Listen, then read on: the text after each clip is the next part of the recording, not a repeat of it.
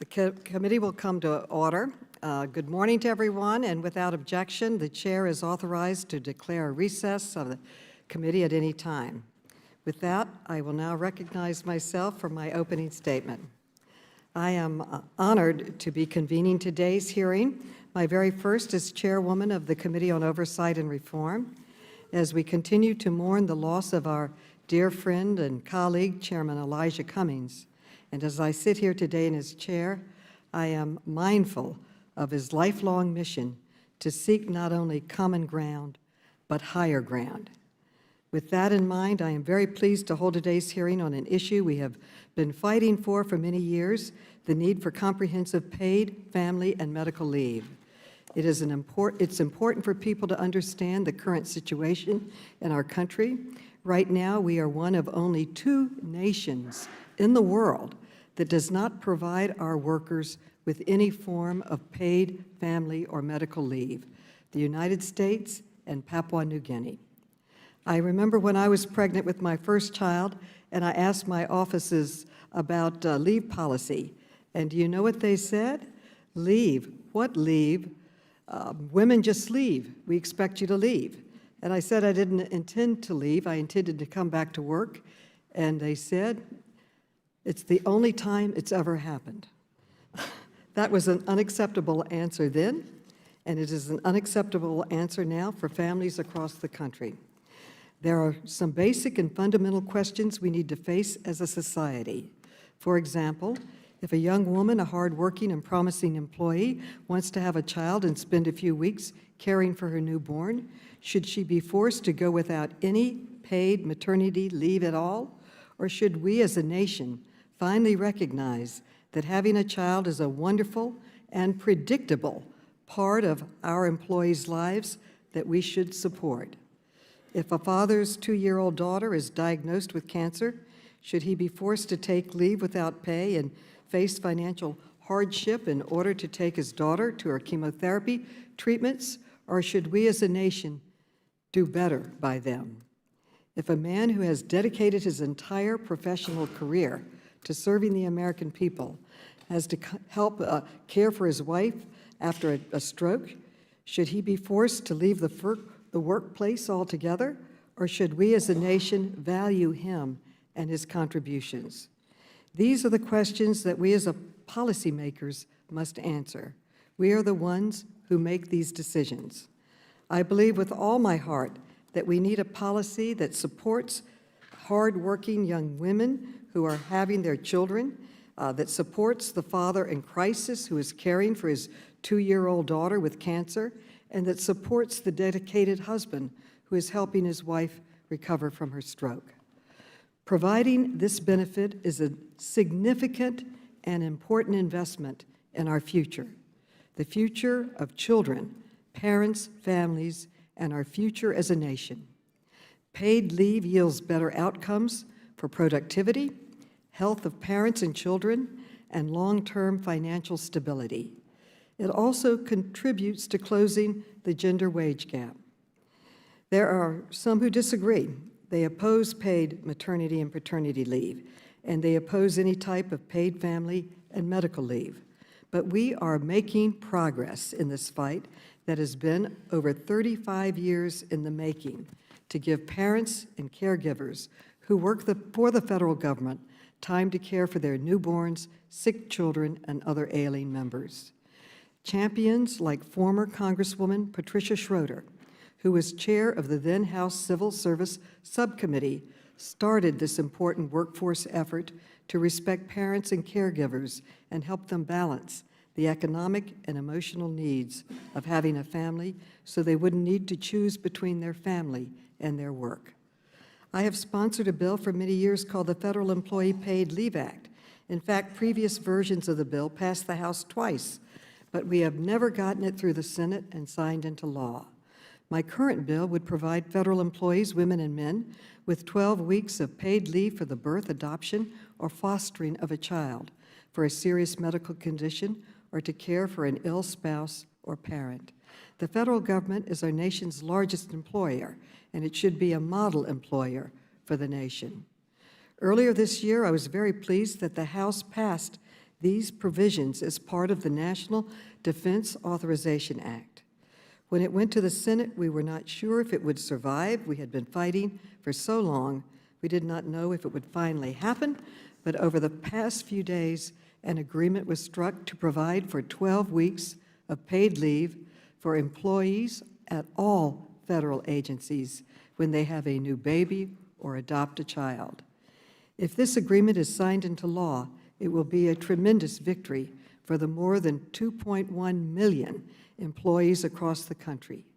Parents finally will be able to have a child without worrying about their paychecks suddenly coming to a halt. Now, this agreement is not perfect. The Senate refused to approve paid leave for medical reasons.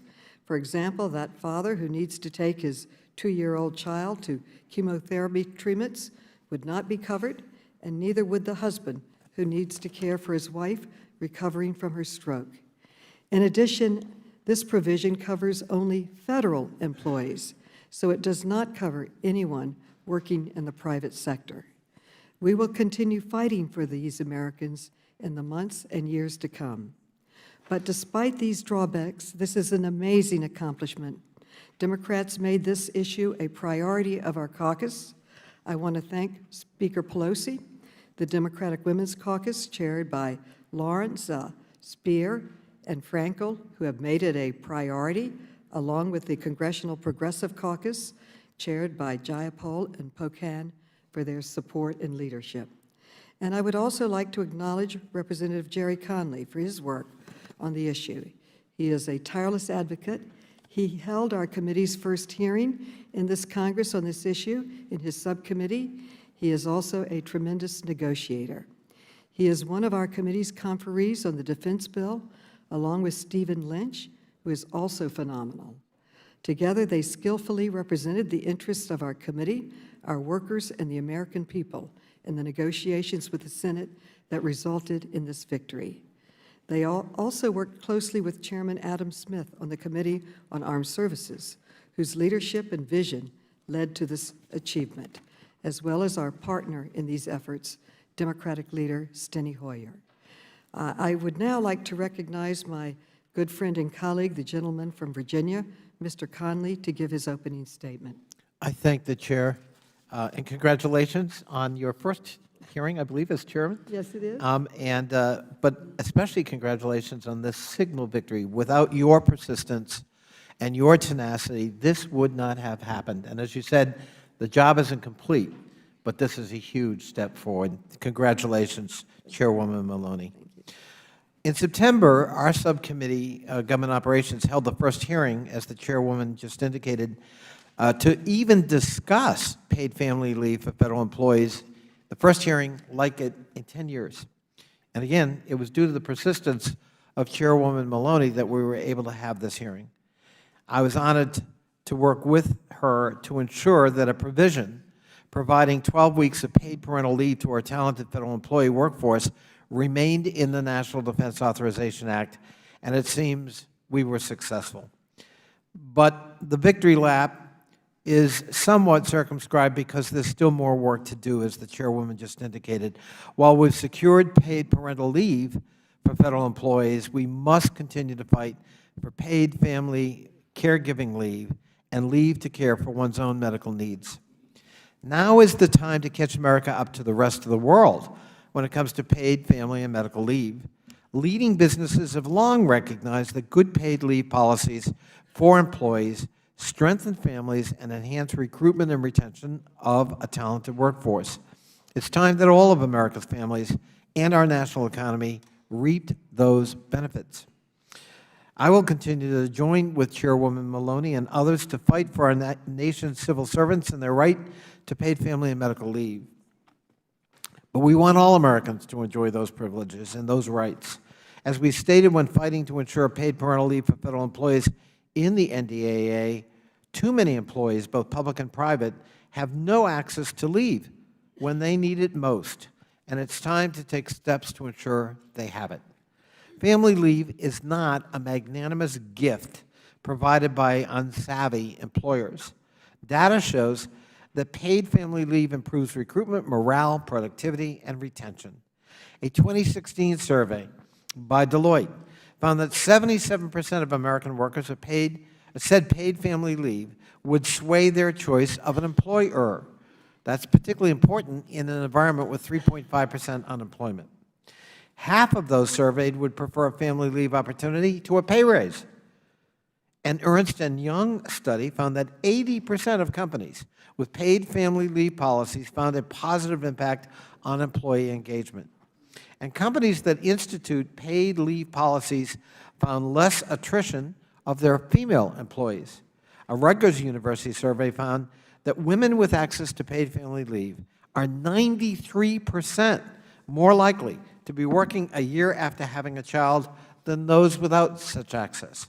In short, paid leave is an effective incentive for all employees and can be a pivotal one for women, particularly in the workplace. With all of these benefits, the United States remains one of the only nations in the world, industrialized world, that does not guarantee some form of paid leave.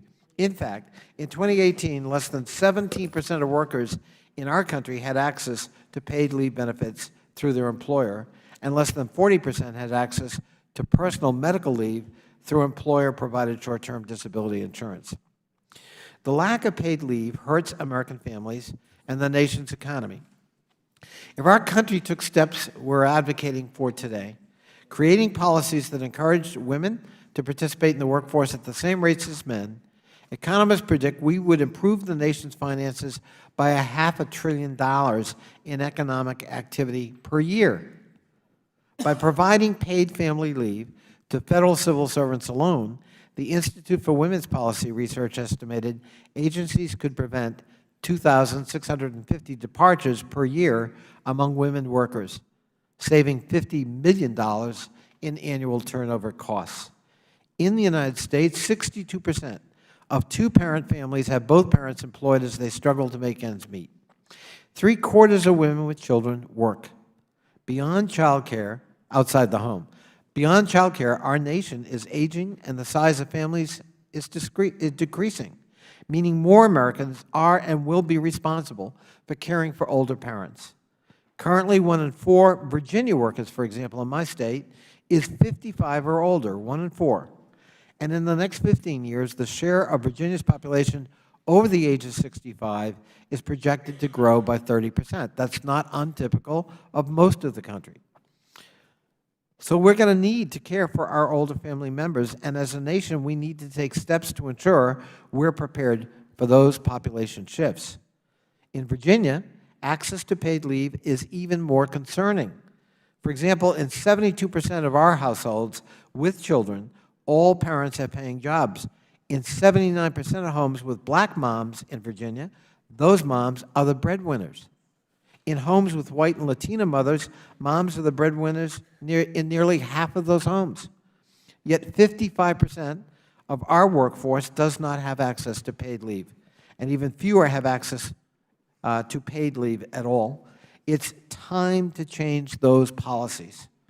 Having a baby, nursing your ailing dad or mom, sitting next to your sick teenager at the hospital, treating your own symptoms after radiation treatments for cancer, these are the most vulnerable moments for a family, rife with emotion and deep pain and difficulty. These are the moments that demonstrate that we as Americans care about each other. We need to enact policies that put families first, and it's an easy step when it also makes economic sense. I thank the chairwoman for her leadership and her graciousness, and I wish every success in our future endeavor. I yield back. Thank you.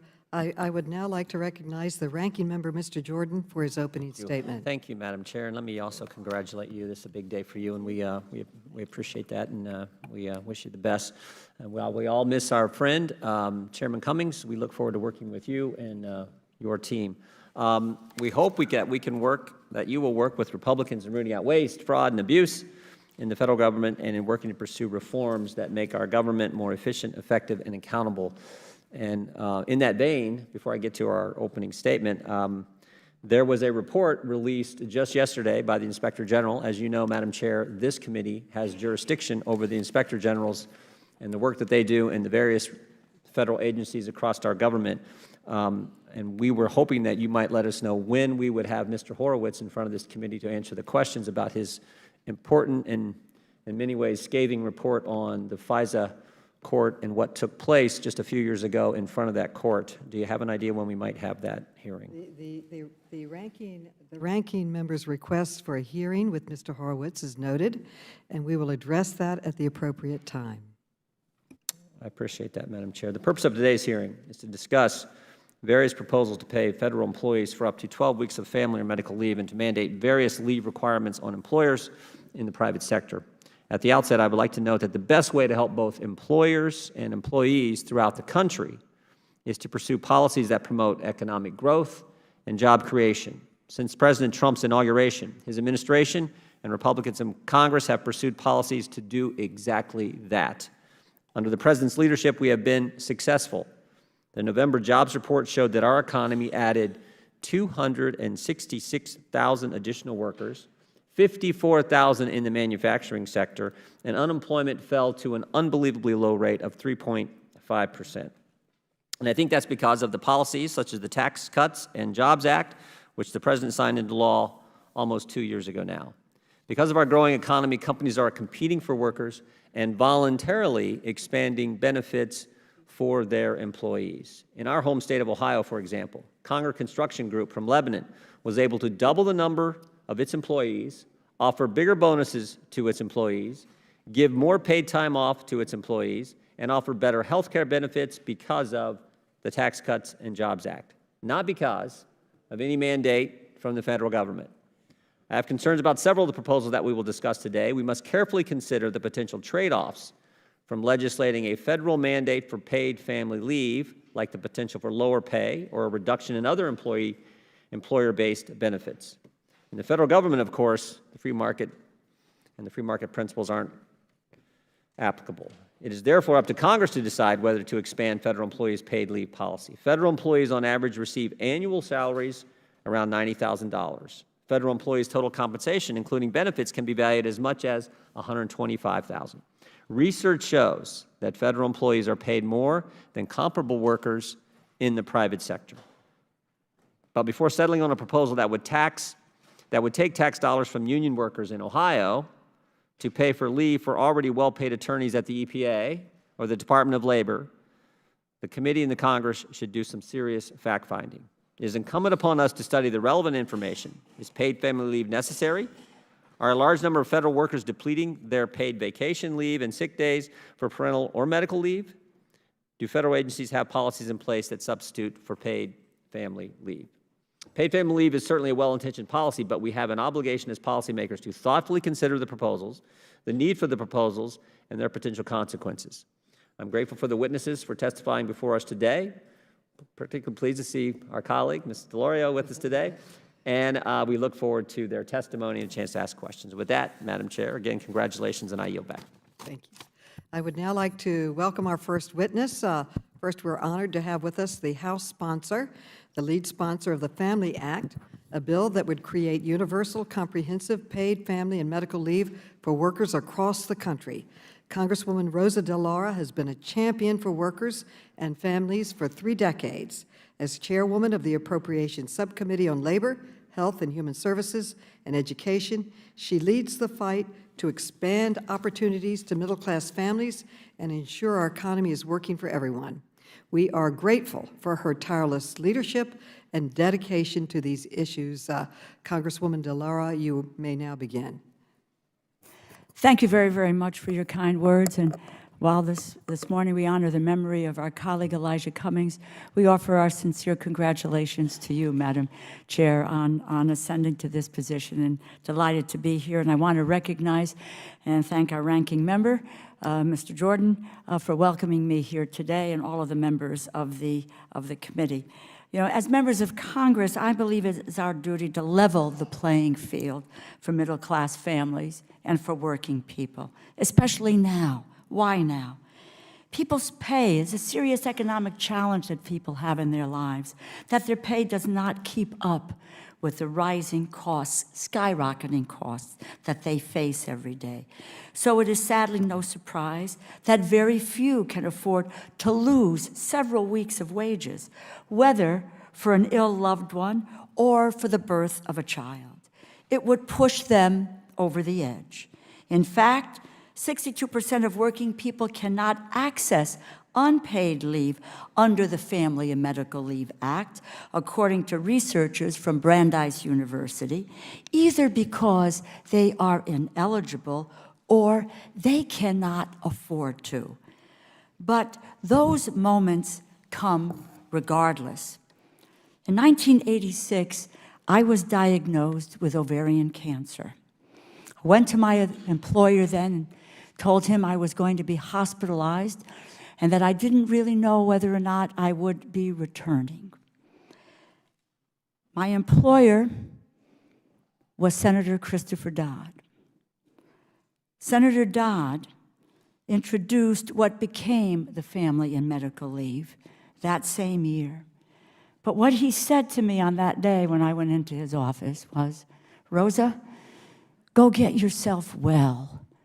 Your job is here. Your salary is here. Just take care of yourself."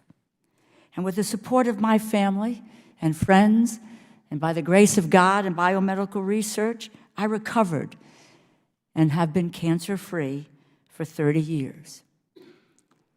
2 years ago, my mother, at age 103, happy to tell you she served on the city council in New Haven for 35 years. She was dying. I got to spend every day and every night with her for 6 weeks. No one told me, as a member of Congress, that I would not receive a salary. No one told me that my job would not be waiting for me. That was such a blessing in both cases, a blessing that cannot just be for Senate staffers or for members of Congress. The United States needs a national paid leave policy to provide paid time off for working people who are welcoming a new child, caring for a seriously ill or injured family member, or recovering personally from a serious illness, for everyone. So after 3 years of careful deliberation and coalition building, I introduced the Family Act with my partner in the Senate, Senator Kirsten Gillibrand, and we did that in 2013. It is the gold standard. We have reintroduced it in every Congress since, as we did earlier this year, with 700 groups in virtually every state endorsing it. The Family Act allows employees to receive up to 60 days or 12 weeks of partial income, 66% of their income, for a health condition, injury or sickness to a child, parent, spouse, or domestic partner, the birth or adoption of a child, the injury of a family member in the military, or exigencies arising from a service member's deployment. It creates an independent and self-sustaining national insurance fund by having employees and employers pitch in together with payroll contributions of 2 cents for every $10 in wages. It is equivalent to less than $2 per week for a typical worker. It would be managed under a new Office of Paid Family and Medical Leave within the Social Security Administration. But it is separate and independent from the Social Security Trust Fund so that it does not impact the solvency of Social Security. It has a record 201 co-sponsors in the House and 34 in the Senate, and it is bipartisan, as were similar proposals in the states. So far, 9 states, including the District of Columbia, have passed paid leave programs. They go even further in terms of leave duration, family members covered, wage replacement offered, or employment protections. We can learn from these innovations. And we can learn from the businesses who support paid leave, from the Main Street Alliance to the American Sustainable Business Council. Close to 100 businesses or business leaders nationwide support the Family Act. It is no surprise that a 2017 study by the Boston Consulting Group found that 250 companies offering paid family and medical leave reported better ability to attract and retain talent, higher productivity, more diverse company leadership teams, and increased profitability. considering the benefits of paid leave for families and from businesses, I am so glad to see that my colleagues on the other side of the aisle support this in some form. But proposals need to be not deal with harm, because that would be unacceptable. And many of the programs, as currently written, force trade-offs between a worker's current self and their future self. They're being asked to dip into their Social Security funds or their child tax credit. And most only provide income for new parents. We applaud, we should provide support for new parents. The birth of a child is glorious. But income support for new parents is not enough. 75% of workers who take FMLA, family and medical leave, currently do so to address the serious health condition of their own or of a loved one. So let us provide the paid leave that families and workers need and deserve, not only for Senate staffers, for House staffers, and not only for members of Congress, but for everyone in this country, to provide them with economic security. We need to alleviate the economic insecurity of middle-class families, of working people. We must not only celebrate them, we must elevate them, and we can do that with the Family Act. Thank you so much for allowing me to come before the committee this morning. Thank you so much, Congresswoman, for your testimony and for all of your efforts on this issue and for everything that you do for working families. Thank you so much. And while the second panel is coming forward and the clerks are switching out the nameplates, I will introduce our second panel. We are privileged to have witnesses on our second panel that bring a rich diversity of perspectives on the issue of paid leave. Jackie Silvani is a teacher and Navy veteran whose son, Joe, was treated for a rare form of cancer in 2015 at the age of 3. She is from New Hampshire, and she will testify about her inability to access paid caregiving leave when her son was sick. Secondly, we have Vicki Shabo. She is a senior fellow for paid leave policy and strategy at the think tank New America. She is a leading expert on national and state paid family leave policy and has researched extensively in this field. From 2009 to 2019, Ms. Shabo led workplace policy initiatives at the National Partnership for Women and Children. The Honorable Robert Acero Angelo is the Commissioner of Labor and Workforce Development for New Jersey. He is responsible for administering New Jersey's paid family leave program and will testify about how that program benefits workers and businesses in the state. Aaron Saidin is the former founder of Well-Paid Maids, a home cleaning service in Washington, D.C. and Boston that pays its workers a living wage and offers them a full benefits package, including paid leave. He will share how being able to offer paid leave helps his employees and gives his small business a competitive advantage. Rachel Gressler is a research fellow for economics, budget, and entitlements at the Heritage Foundation.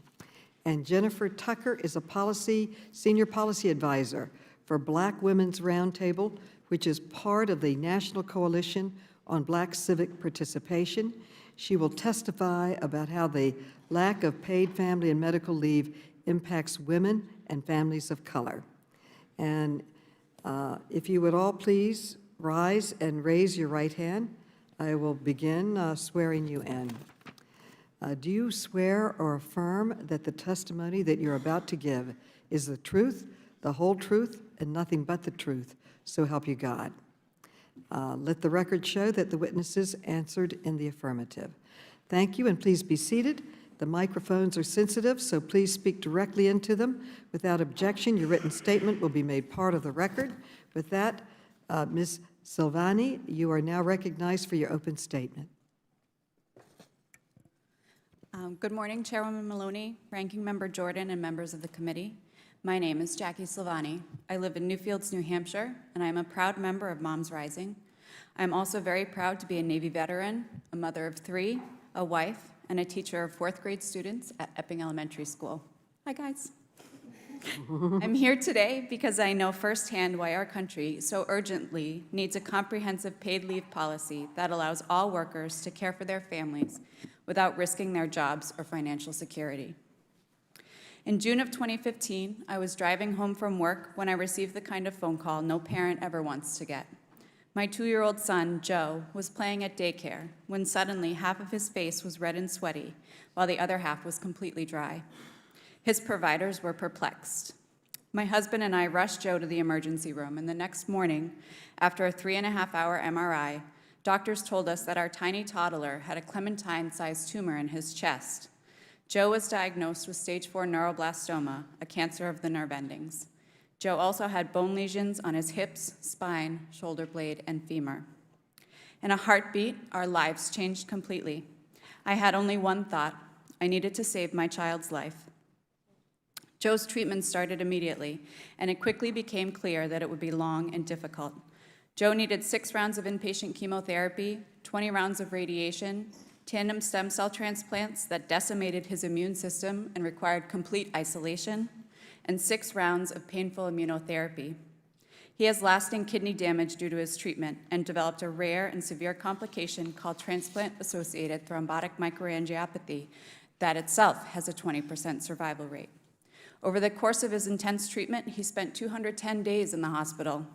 I was there with him nearly every day because, most of all, he needed me. Having paid leave for at least part of that time would have made such a difference. It would have helped to alleviate the enormous stress my husband and I faced. We could have staggered our leave and shared the responsibility of managing Joe's care while still collecting the paychecks we so desperately needed. We wouldn't have had to worry about our jobs at the same time we worried about our child's life. But we did. When Joe was diagnosed, there was no question that I needed to take time away from work. But as a teacher, I had no paid leave. My son's diagnosis meant we immediately lost 1/3 of our income. My husband works at an auto dealership and had no paid leave either. His income is based on commissions. So while I managed Joe's care, my husband faced the enormous stress of working full-time, doing all he could to support Joe and me, and becoming the primary caregiver of our 2 children. At the same time we lost my income, we faced major new expenses. My salary was gone, but we had to pay the COBRA rate for our health insurance during my year leave of absence at the rate of $1,700 a month.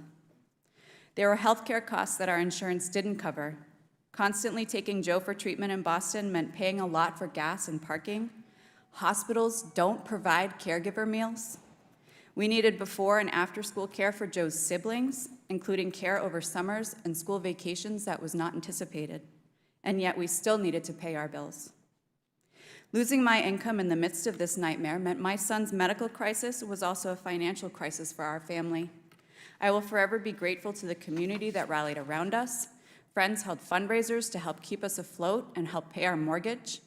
But because we had no paid leave, we were under extreme financial stress at the same time. We faced the extreme emotional stress that came with trying to see our toddler through this life-threatening illness. Now, 4.5 years after his diagnosis, I'm thrilled to say that Joe is a healthy 2nd grader and just about the happiest kid you'll meet. We often joke he's bound to be a politician because he's so talented at engaging people. Perhaps one day he will sit where you do today. If so, I know he will prioritize policies like paid family medical leave because he knows firsthand what they mean for families. While Joe has recovered, our family is still feeling the financial effects of my unpaid leave. My retirement accounts are gone. We were unable to contribute to my husband's accounts.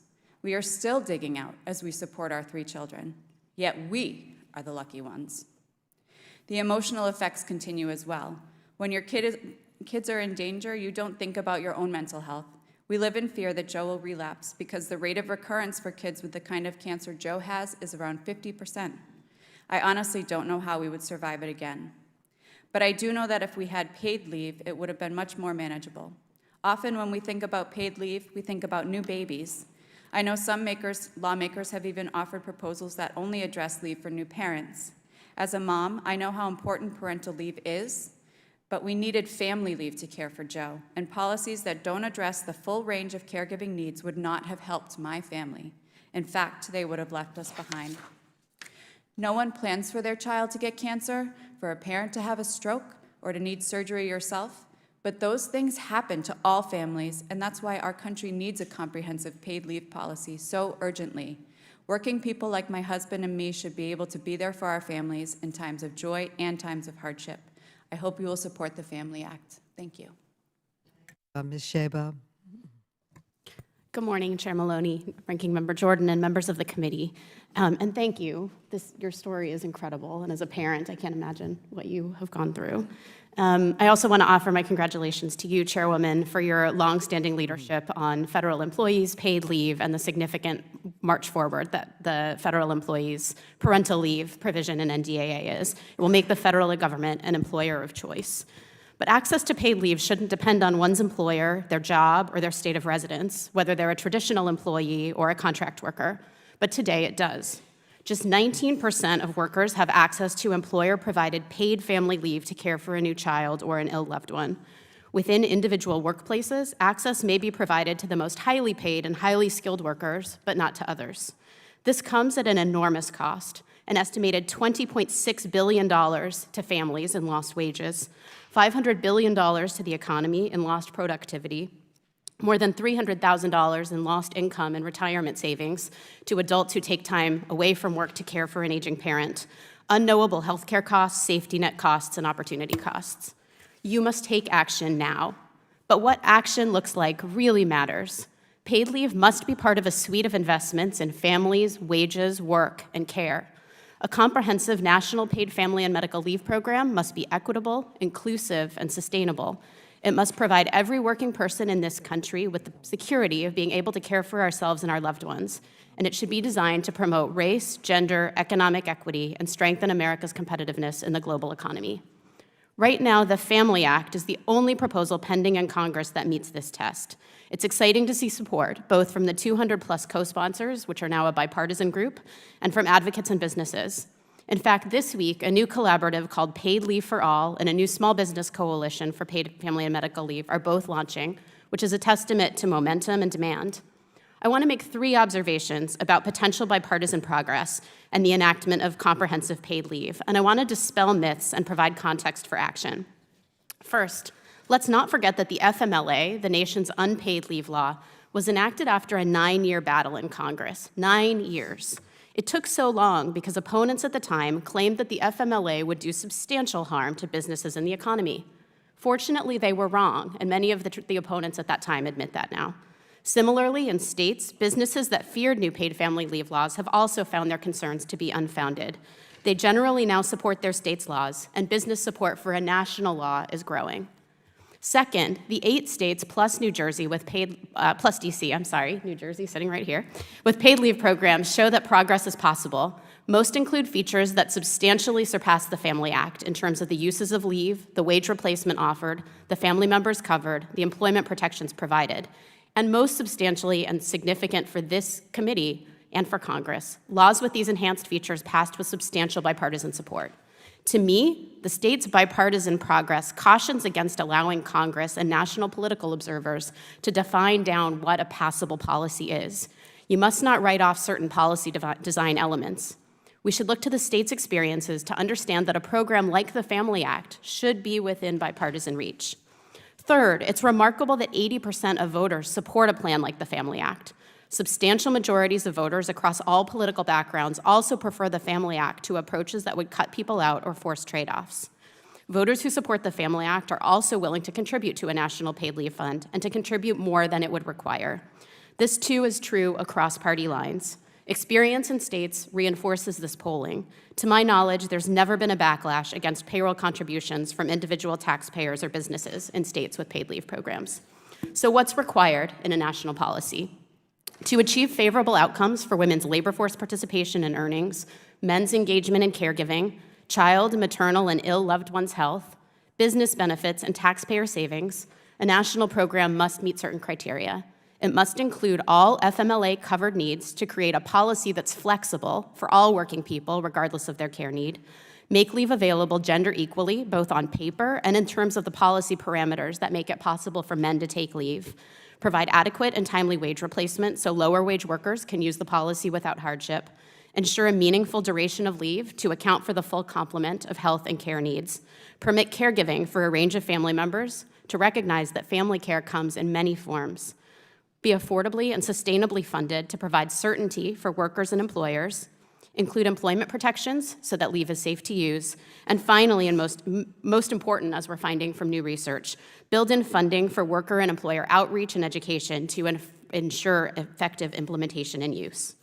Congress's search for common ground solutions is exciting and long overdue. However, bipartisan efforts should not translate into watered-down legislation. Proposals that only cover new parents and fail to provide new revenue can only be described as half measures that would do more harm than good. These approaches would exacerbate existing inequalities and would fail to serve the interests of women, people of color, people with disabilities, and low-wage workers. They would also be ineffective at producing desired individual and systemic outcomes. It's well past time for the United States to enact a national comprehensive paid family and medical leave program. The costs of the status quo are great, but the benefits of the future that we can create together are much more substantial. States show us that a plan like the Family Act can work for the country. It's time for paid leave for all. Thank you. Mr. Saro-Angelo. Chair Maloney, Ranking Member Jordan, members of the committee, thank you for welcoming me here today. Greetings from Governor Murphy and the great state of New Jersey. I appreciate you devoting your time to this important issue. For 7 years, I had the privilege of serving as the regional representative at the U.S. Department of Labor, working on this important issue from Maine to Florida, where I often use New Jersey as an example in our push to lead on leave. And now, as Labor Commissioner, I am proud to be working on best practices in my own state to support our workers and businesses, people who want to provide for their families and communities, and people who want to contribute to our economy. That is what every person in this room should be thinking about, myself included, taking care of the people behind the jobs. New Jersey is experiencing a strong economy, with more people that work in the Garden State than ever before and a near record low 3.2% unemployment rate. But a strong economy does not mean we can rest on our laurels or assume economic benefits reach everyone equally. We have been proactive in reinforcing our commitment to paid family and medical leave in our state. This year, we celebrated the 10-year anniversary of Family Leave Insurance, or FLI as we'll call it, and the 70th anniversary of Temporary Disability Insurance, or TDI as it's known in our state. These programs support our workers by acknowledging caregiving as an integral part of American culture. Like most states, we have a significant sandwich generation, a workforce that's taking care of both children and aging parents and relatives. In New Jersey, there is no doubt these programs work as a publicly funded insurance program. For 7 decades, our TDI program has been jointly funded by employers and employees, providing a framework for our solely worker-funded FLI program that has recently been expanded at zero cost to employers. By offering this wage replacement in a universal, comprehensive, and inclusive way, we're ensuring all of our workers who care for loved ones have the income they need. Those least likely to have benefits offered privately by their employers tend to be younger, female, and have less access to education and savings than those who receive at least some pay while on leave. That's why programs like ours are so critical. As Labor Commissioner, I know when families thrive, the economy thrives, which is why this year we passed a law expanding family leave. As Governor Murphy reminded us when he signed the bill, no one should ever be forced to choose between caring for a family member and earning a paycheck. Research shows employers overwhelmingly care about the well-being of their staff. We now have 11,000 more businesses operating in our state than we did when FLI went into effect, including year-over-year growth of our small businesses as well. In a competitive economy, these programs relieve employers from providing an additional job benefit without increasing costs, leveling the playing field for all businesses competing for talent, large and small. Paid family and medical leave programs save employers money by reducing turnover and training costs when they lose staff to a temporary situation. According to the American Sustainable Business Council, employee productivity actually increased between 3.5 and 6.5% once paid leave policies were implemented. Additionally, an Employer Association of New Jersey survey found the average time it took employers to assist with their workers' claim was only about an hour, start to finish. And that was before we made improvements to reduce employer-side paperwork. This is good policy and good government. The Murphy administration continues to learn from best practices, working with our legislators to make informed changes. For example, we recognize the structure of families today is more diverse than in the past, and therefore our programs must also evolve for the caregiving obligations families face today. We have expanded coverage to include children of any age, parents-in-law, siblings, grandparents, grandchildren, domestic partners, any individuals related by blood or with whom you have the equivalent of a family relationship. We have also expanded coverage to victims of domestic or sexual violence. The law now permits these victims to claim benefits so they can access the care they need and focus on their recovery and safety. These improvements are a good start, but as of July 2020, even more are coming. We have doubled the maximum benefit period so workers can claim up to 12 weeks for caregiving or bonding. We've also increased the weekly benefit rate from 66 to 85% of a worker's average weekly wage, which according to this year's numbers will be up to $881 per week. And finally, our FLI program will allow workers with more than one job the option to take leave from one employer while continuing to work for another. Since many New Jerseyans work more than one job, this aspect of the new law offers flexibility that did not exist before. Why do we make these changes? Because people in low-wage jobs can't afford to live on a replacement of only 2/3 of their weekly wages, which means low-income workers can't bond with a new baby or care for an aging parent, further restricting them from moving up the career and wage ladder. We know access to paid family medical leave is only meaningful if every worker, from the home health aide to the healthcare executive, has access. The true challenge is making our most vulnerable populations aware of the rights, protections, and programs available to them and ensuring equity in access. That is why we formed the Office of Strategic Outreach to let our communities know about paid family and medical leave, as well as earned sick leave and other recent improvements to New Jersey law. If you'd like information beyond today's testimony, our website is myleavebenefits.nj.gov, where we made it easier for everyone to understand the rights and benefits available to them. So I encourage you to visit and see how paid leave works in New Jersey. We think you will see the evidence that we are making the economy stronger because it is becoming fairer. Thank you for your time and attention to this critical issue. I look forward to your questions. Very much, and Mr. Sayedian. Thank you, Chairwoman Maloney, Ranking Member Jordan, and members of the committee for having me here today. My name is Aaron Sayedian. I'm a member of the Main Street Alliance, and I'm the founder of Well Paid Maids, a living wage home cleaning company that operates in the DC and Boston areas. All of our employees earn $17 an hour and receive a full benefits package on day one with us. This package includes 22 paid days off per year, health, dental, and vision insurance, 100% employer-paid commuting costs, and 100% employer-paid short-term disability insurance. Unlike many cleaning companies, we only hire W-2 employees, not independent contractors, which means all of our employees, of course, receive unemployment insurance, workers' compensation insurance, and are eligible for overtime. By offering consumers an ethical alternative in an industry where anti-worker practices are rampant, we hope to help our workers by providing good-paying jobs with decent benefits. And at the same time, we aim to help all workers by bolstering the case for policies like a minimum wage that's a living wage, paid sick days, and the subject of today's hearing, paid family and medical leave. I'm really eager to see paid family and medical leave enacted at the federal level, and as a small business owner, I can tell you that the sky is not going to fall on employers if something like this is enacted, not just for federal workers, of course, but for the private sector. Based on my own business experience, I think that paid leave is not only affordable for small businesses, but that it's extremely beneficial for them as well. So first, on the subject of cost, I'm personally skeptical of any employer who would claim that paying into a paid leave program is going to threaten the viability of their business or force them to lay off employees. My company is currently participating in the ramp-up periods for Massachusetts and DC's paid leave programs, and they're just not that expensive. So DC is the more costly program, and it's a 0.62% payroll tax on wages paid. So for my business, that's around $20 a month per employee. From my perspective, any employer that can't brook an additional $20 or $30 a month, per FTE doesn't really have a viable business or business model. Furthermore, as somebody who provides short-term disability insurance to his employees, I can tell you that the state and local programs, which we're currently participating in, are going to offer comparable coverage to what a small business can obtain in the private market, but at nearly 1/3 of the cost. It's obvious why. By running this type of insurance program as a public good instead of a private profit-making entity, costs can go down for the folks who subscribe to it.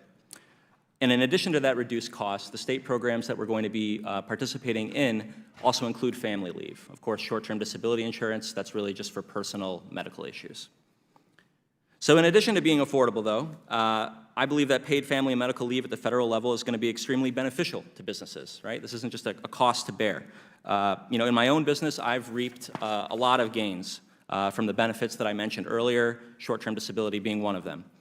In the cleaning industry, the typical model is to basically, misclassify your workers, pay them as little as possible, offer no benefits, work them to death. My company takes the opposite approach, and I think there are great reasons for doing that. So, in every market we operate in, we offer the best possible compensation package, and because of that, I know that if you take care of your employees, they're going to take care of you.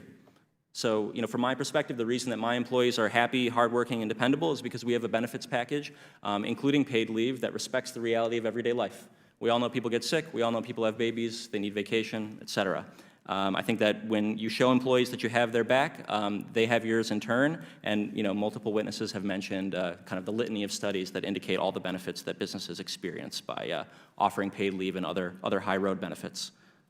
In closing, I'm proud to be a business owner coming here today to speak in support of paid family and medical leave, and I'm happy to articulate it in business terms.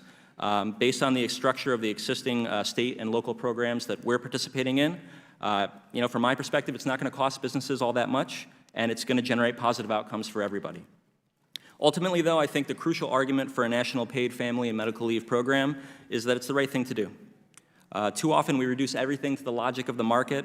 Sometimes that's fine.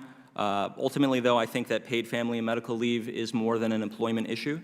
I think that how we decide to support each other when the worst happens is a test of national character, and I believe that we as Americans need to come to terms with the fact that currently our policies pretend that it's normal for people to fall into avoidable financial ruin when the worst happens, or for people to return to work 2 weeks or less after having a baby. Whether or not we use policy to ensure that people can take time off to be with their newborn children or to care for a sick spouse is, I believe, a moral choice, and I hope that Congress will soon make the right choice by extending paid family and medical leave, not just to federal employees, but to all employees. Thank you for the opportunity to testify, and I look forward to your questions. Very much. Our next witness is Ms. Gressler. Good morning, and thank you for inviting me here today. As a mother of 6 young children, and also with both my own mother and my grandmother diagnosed with cancer in recent years, I understand the need to take leave. Families are the foundation of society, and I think that it's important that they be able to care for one another. But we also have to recognize that paid family leave has costs and consequences, and a government program can't erase those costs. It can only redistribute them. Voluntary employer-provided policies work better because they can balance workers' and employers' needs at minimal costs and consequences, providing them more flexible and often more generous policies than a one-size-fits-all government program could. Yet a federal government program would crowd out these policies just as they're starting to expand even further. Most notably, many low-wage workers have gained access to employer-provided policies over recent years. And I think everyone here today agrees that it's these low-wage workers that we want to help the most. So I wanted to share a story about a low-income refugee family that my own family came to know and love recently. This family welcomed their 4th child about a year ago, a sweet little baby boy. And as they left the hospital, what should have been a sweet homecoming to them, they returned and their belongings were all outside on the sidewalk. They'd been evicted. This father needed a job, they needed a home, they needed food for their children, and this mother needed a place to recover. Paid family leave was the last thing on their minds. If a government program had been there, it would have been of no use to them. Neither parent had been in a job long enough to qualify for leave, and a partial benefit would not have been enough to make ends meet. That's why I'm so concerned by the Family Act and other government proposals. The experience of government-run paid family leave programs across the world is that they redistribute money from lower-income earners to middle and upper-income earners. In California, 5 times as many workers in the highest income bracket file paid leave claims as those in the lowest bracket. Canada's program is said to exacerbate class inequality and, quote, aid in the social reproduction of higher income families, end quote. In the UK, quote, too little support is directed to those families that need it most and too much to those who do not, end quote. In New Jersey, quote, "The state's paid family leave policy puts many workers below the poverty level and pushes people who are already struggling deeper into poverty," end quote. And attempts to reverse these regressive traits have failed. San Francisco tried by enacting 100% benefit replacement, and yet low-income mothers were still half as likely as higher-income ones to receive government benefits. Moreover, a recent economic analysis of California's program found that it reduced women's employment and earnings as well as their fertility rates. This is the opposite of what we should all want to achieve. Instead, policymakers should seek pro-growth policies and other measures that can do more for low-income families and for all families. The strong economy and our 50-year record low unemployment rate have produced large wage gains, and those gains have been the strongest for lower-income workers. Those who make less than $25,000 a year gained about $1,500 in additional wages last year, and low-income Black women gained about $2,400. That's enough to finance between 3 and 5 weeks of paid family leave, and if those workers don't need the leave, it's their own money to spend or save as they please. Moreover, the Tax Cuts and Jobs Act has added $1,400 to the typical family household. And more companies are adding new and expanded paid leave benefits because of those tax cuts. Policymakers can build on these gains by helping generate leave options that meet workers' and employers' unique needs at a cost that they can afford. The Working Families Flexibility Act would give lower-income hourly workers the choice to accumulate paid leave in exchange for overtime work. Universal savings accounts, or letting workers draw on other tax-preferred savings, would be particularly helpful for independent, part-time, and temporary workers. And increased private disability insurance is another way to meet workers' own leave needs. Considering the upward trend in efficient and flexible employer-provided paid leave programs, as well as the highly regressive nature of the existing government programs, policymakers should avoid enacting a new federal program and instead focus on giving workers more income and flexibility to choose what works best for them. Thank you. Thank you, and our last witness is Ms. Tucker. Good morning. Chairwoman Maloney, Ranking Member Jordan, and members of the committee. Many of you support paid family leave because you care about valuing families. And likewise, many of you are committed to promoting racial and gender equality. I'm here today to connect the dots because paid leave is an essential way to build such equality. Lack of leave drives down Black women's income and economic stability, their ability to keep their job and to advance, get out of poverty and stay out of poverty, and build wealth. Our nation was built upon forced, unpaid labor of enslaved Black men and women. Low-paid domestic work was the only job open to many Black women after the Civil War and well into the 1960s. When the Fair Labor Standards legislation was passed, guaranteeing minimum pay, hours, and protections, an agreement with Southern segregationists excluded domestic and agricultural workers. Not surprisingly, Black women and other people of color today are less likely to have access to paid family and medical leave. I sit before you this morning not only as a public policy professional, but also as a caregiver, twice having experienced life in the sandwich generation. My younger daughter was barely walking when my mother was diagnosed with Parkinson's disease in her late 60s. I was her primary caregiver. Then, too, my sister, who lived with a chronic illness her entire adult life after a lupus diagnosis as a teen. She just celebrated her 48th birthday the day before she suffered a serious bleed on her spinal column. Both of my caregiving experiences were for chronic conditions that lasted for many years. Each had a common crisis period associated with them that required all of my attention and that of several family members. We survived because we had financial resources, paid sick and vacation days, and a supportive family that many people don't have.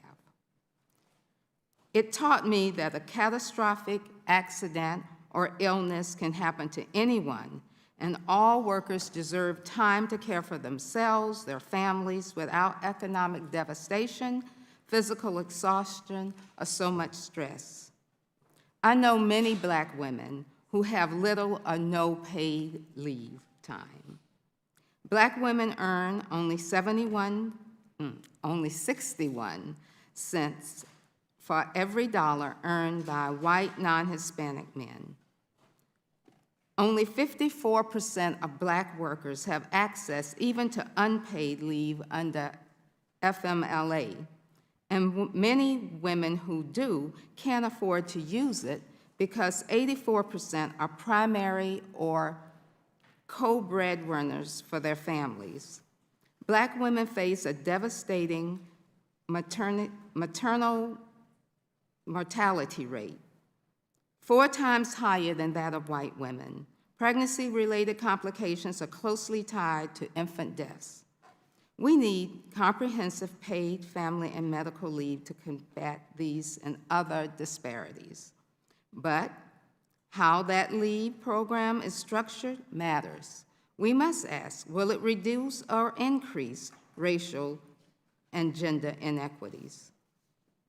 To be inclusive, a paid family leave needs and must have coverage for all workers and all need cares, offer a meaningful duration of time, reflect the diversity of families, guarantee job protection, provide adequate and progressive wage replacement, and be sustainably funded and cost-effective.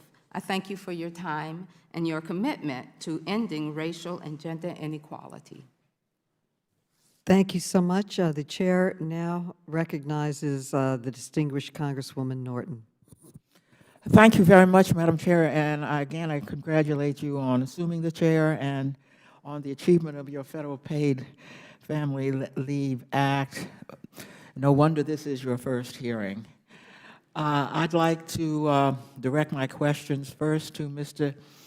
Sayedian, who of course does business in the District of Columbia, to congratulate him on giving a living wage to all his employees and what looks like a pretty full package. Now, you've been in business only 3 years, right? Just over 2 years. Now, but you do business in, well, Massachusetts has, in Massachusetts and D.C. Yeah, yes. Now, D.C. doesn't quite have it yet, right? No, so both are actually in the ramp-up period. So both are in the ramp-up period. So you're competing with businesses that do not offer family leave of any kind, I take it. I mean, there are many such businesses in the District of Columbia. Correct, yeah. So my question really goes to your bottom line, and that is, how are you able to grow? Are you growing? And compete with others who don't offer anything like the package you offer. In fact, I need to find out more about you so we can consider bringing you into our home here in the district. Hope so. Yeah, that's a great question. So the business has been around for just over 2 years. You know, as we look at closing off, you know, this calendar year, basically we will have doubled in size from our first full year to our second full year. We're going to do around $600,000 in revenue this year, which we think is pretty good for a business of our size and our age. You know, to your point, we have grown quite a bit. So we're at 14 employees. We're still hiring in both the DC area and the Boston area. In fact, I have somebody flying up to Boston tonight to hire a few more cleaners in that market.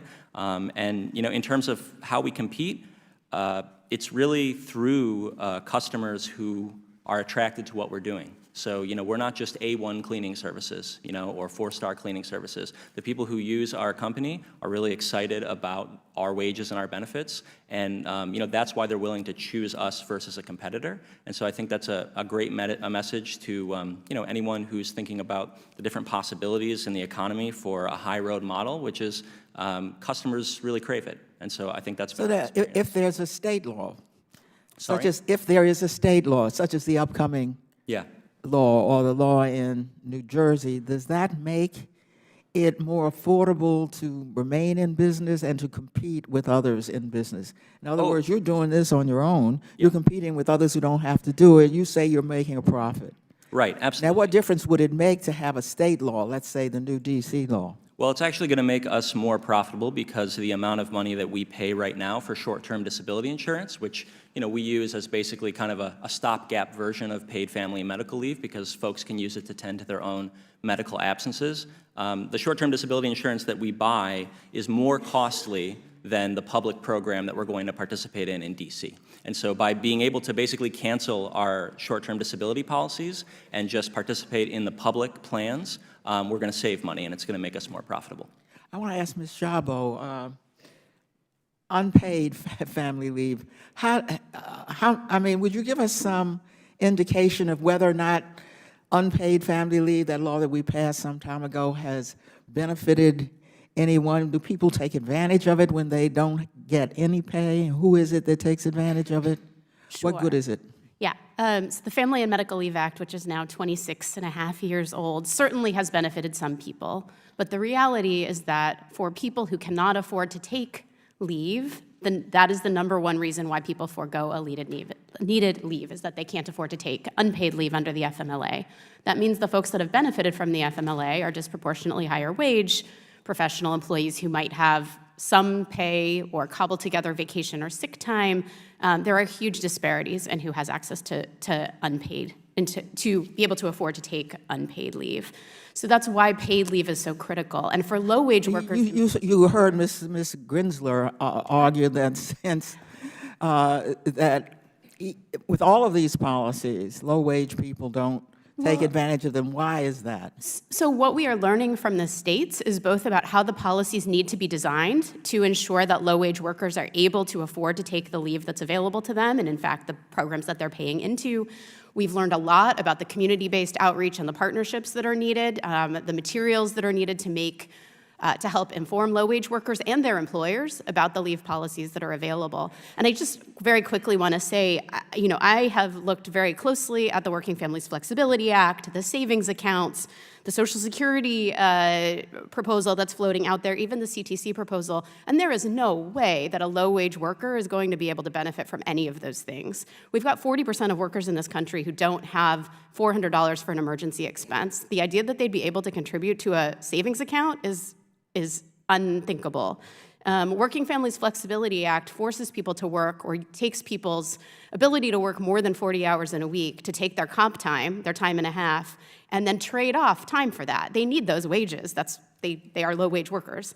So, I think in looking at the way that those state programs are funded, they are affordable, they can be accessible. We need to design them with equity in mind, and that goes to the wage replacement rates, the job protection that should go with them, and the outreach and education that's needed to make sure that workers know about their rights, are able to assert those rights, and then the IT systems that provide for the timely processing of applications and payment. Thank you. Thank you very much, Madam Chair. The chair recognizes Congressman Heiss. Thank you, Madam Chair, and likewise, I want to say congratulations to you on your first hearing, and we certainly wish you the best as you lead this committee. So congratulations. Ms. Gressler, I'd like to come to you.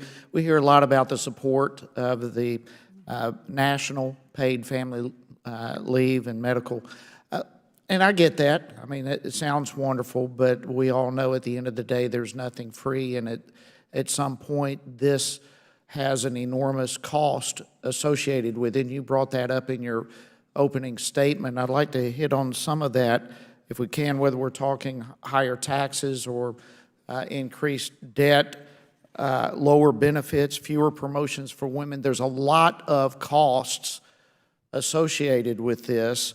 And once those factors are put into play, I mean, sometimes we hear as much as 74% of Americans favor this type of legislation, but when the costs associated with it are added, the popularity of this drastically begins to drop off.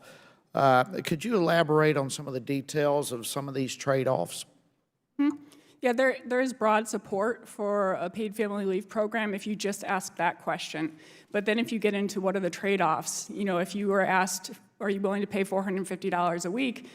Fewer than half of Americans are willing to do that. And then when you get into trading off spending on current programs, which with the tight deficits that we have right now, you would have to, you have less support. So when workers are asked, would you be willing to trade lower Social Security spending or education and other, only 21% of people are willing to support a federal paid family leave program.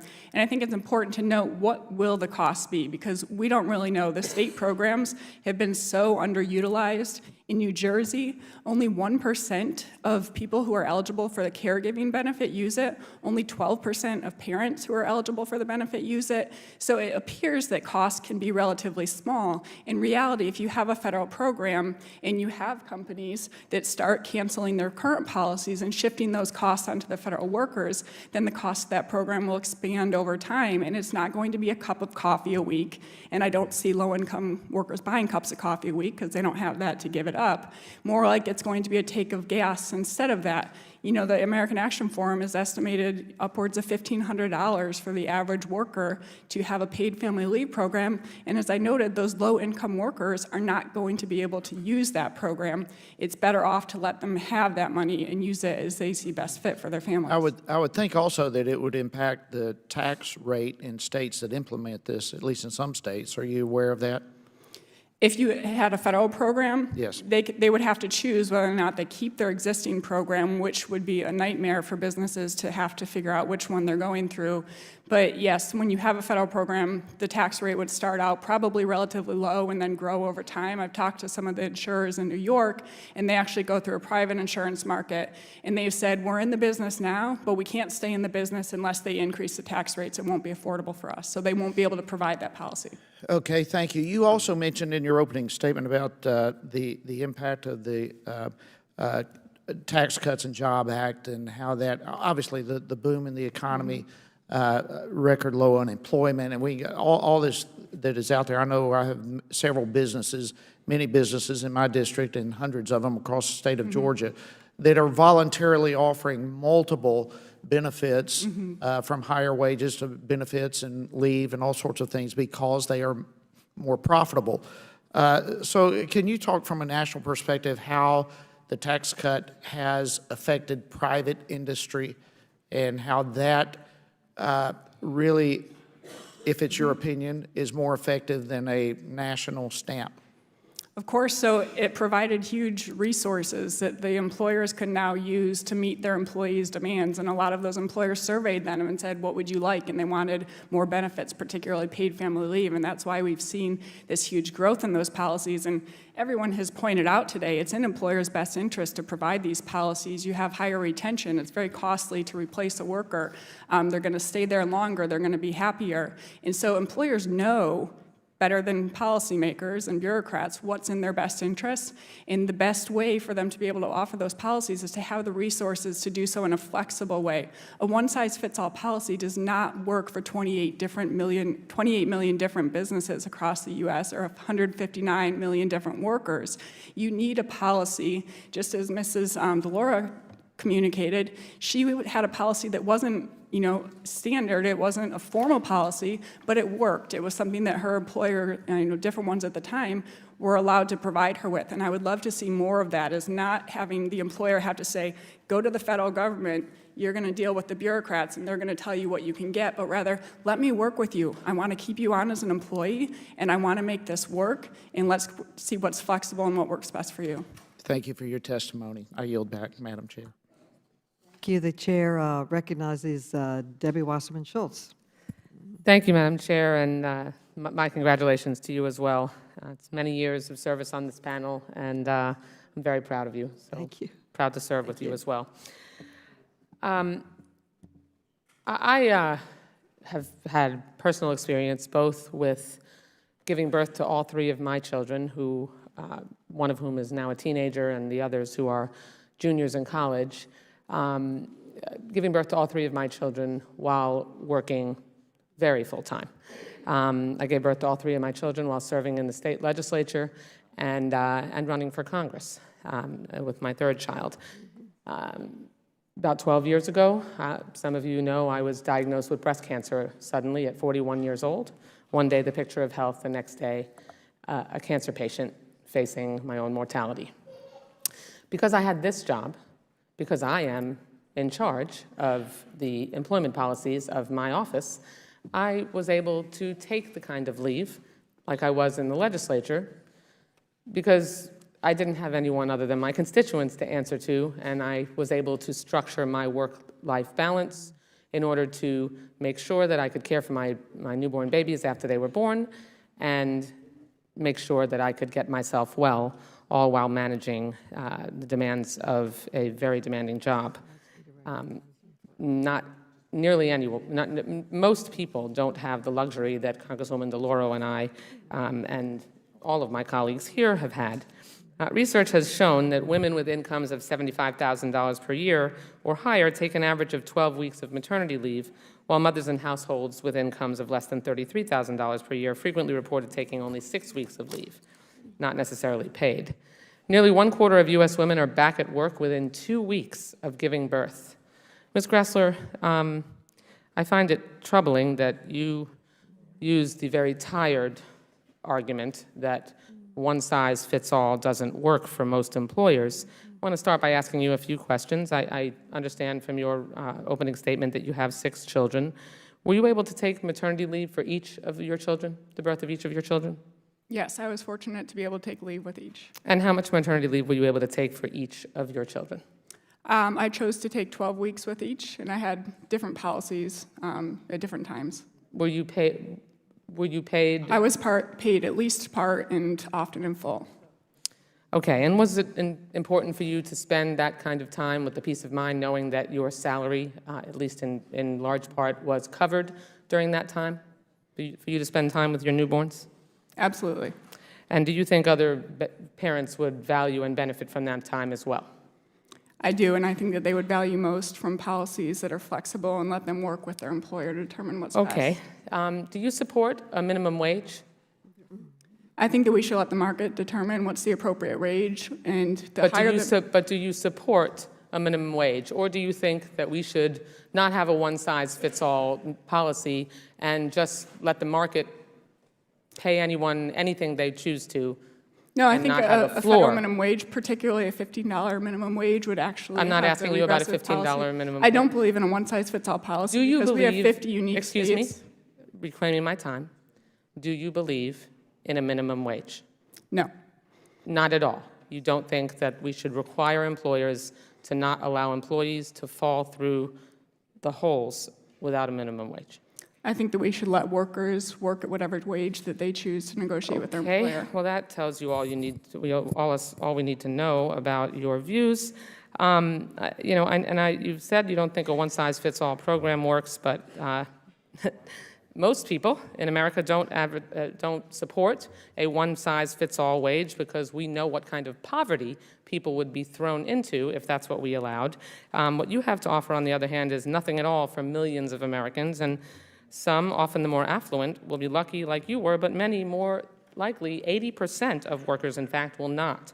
Ms. Glusker, I don't buy your argument that it is too difficult to have a national standard that will work for all of our citizens. We must make sure that women, parents, have the benefit that I had, that I could choose to have, regardless of their income, regardless of their employer. And we do need a floor through which we are not going to allow people to crash through when they have unexpected illness or give birth to children that every parent, regardless of income or their employer, deserves to be able to work for someone who is required to give them a minimum of paid family leave. Thank you. I yield back the balance of my time.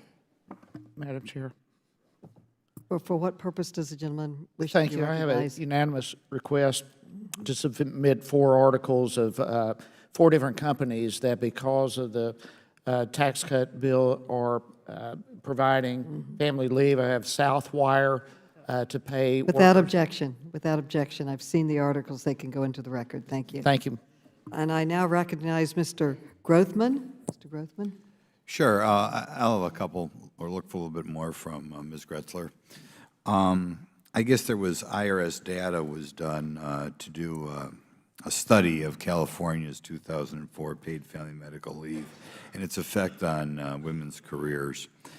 I'd like to, you're familiar with the study, correct? I'd like you to elaborate a little on it and what we can expect to be the effect on women's careers of a more proscriptive family and medical leave law. So there was a recent, somewhat groundbreaking study in California.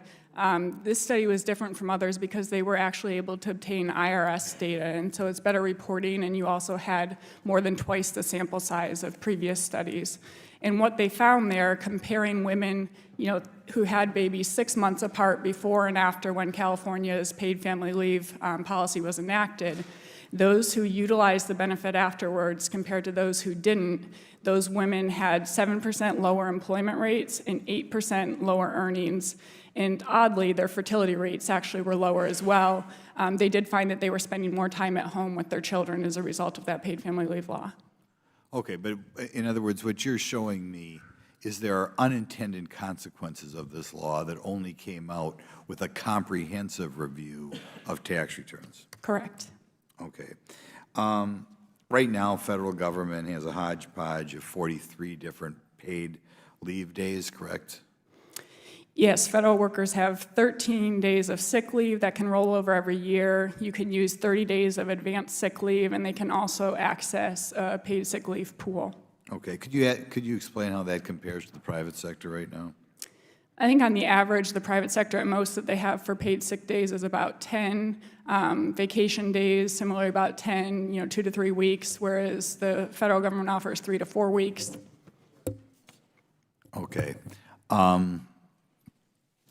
Could you speculate, maybe it's an unfair thing to do, that California study intrigues me. Could you speculate at why you got those kind of, I think the other members of the panel would consider unexpected results? I think women taking more time off, staying home with children, some of them make the decision that they are going to spend more time at home. Maybe they only went back in a part-time capacity or they stayed out of the labor market entirely. You also had higher income women that are using those benefits, as we saw that it's just not as readily available to lower income women. They don't know about it. A partial benefit doesn't let them pay the bills. There's more fear about discrimination or their job not being there. And so it has to do, I think, with the different usage rates and also just the decisions that women choose to make. Could you comment in general as far as the number of high-income versus low-income women who take advantage of these benefits?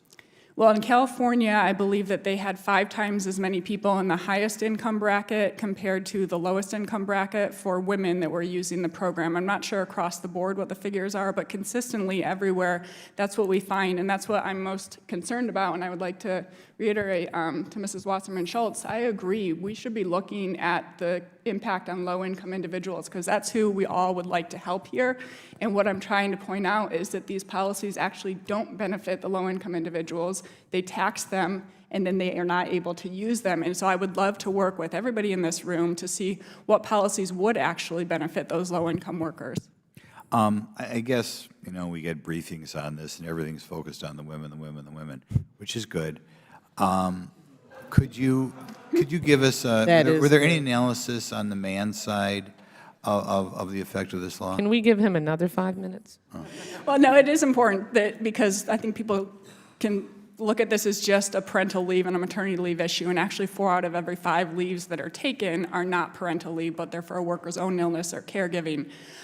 There's not a whole lot of evidence, at least in the state-based programs, but generally speaking, government policies encourage more men to take paternity leave, but again, it's the upper income earners that are more likely to take it.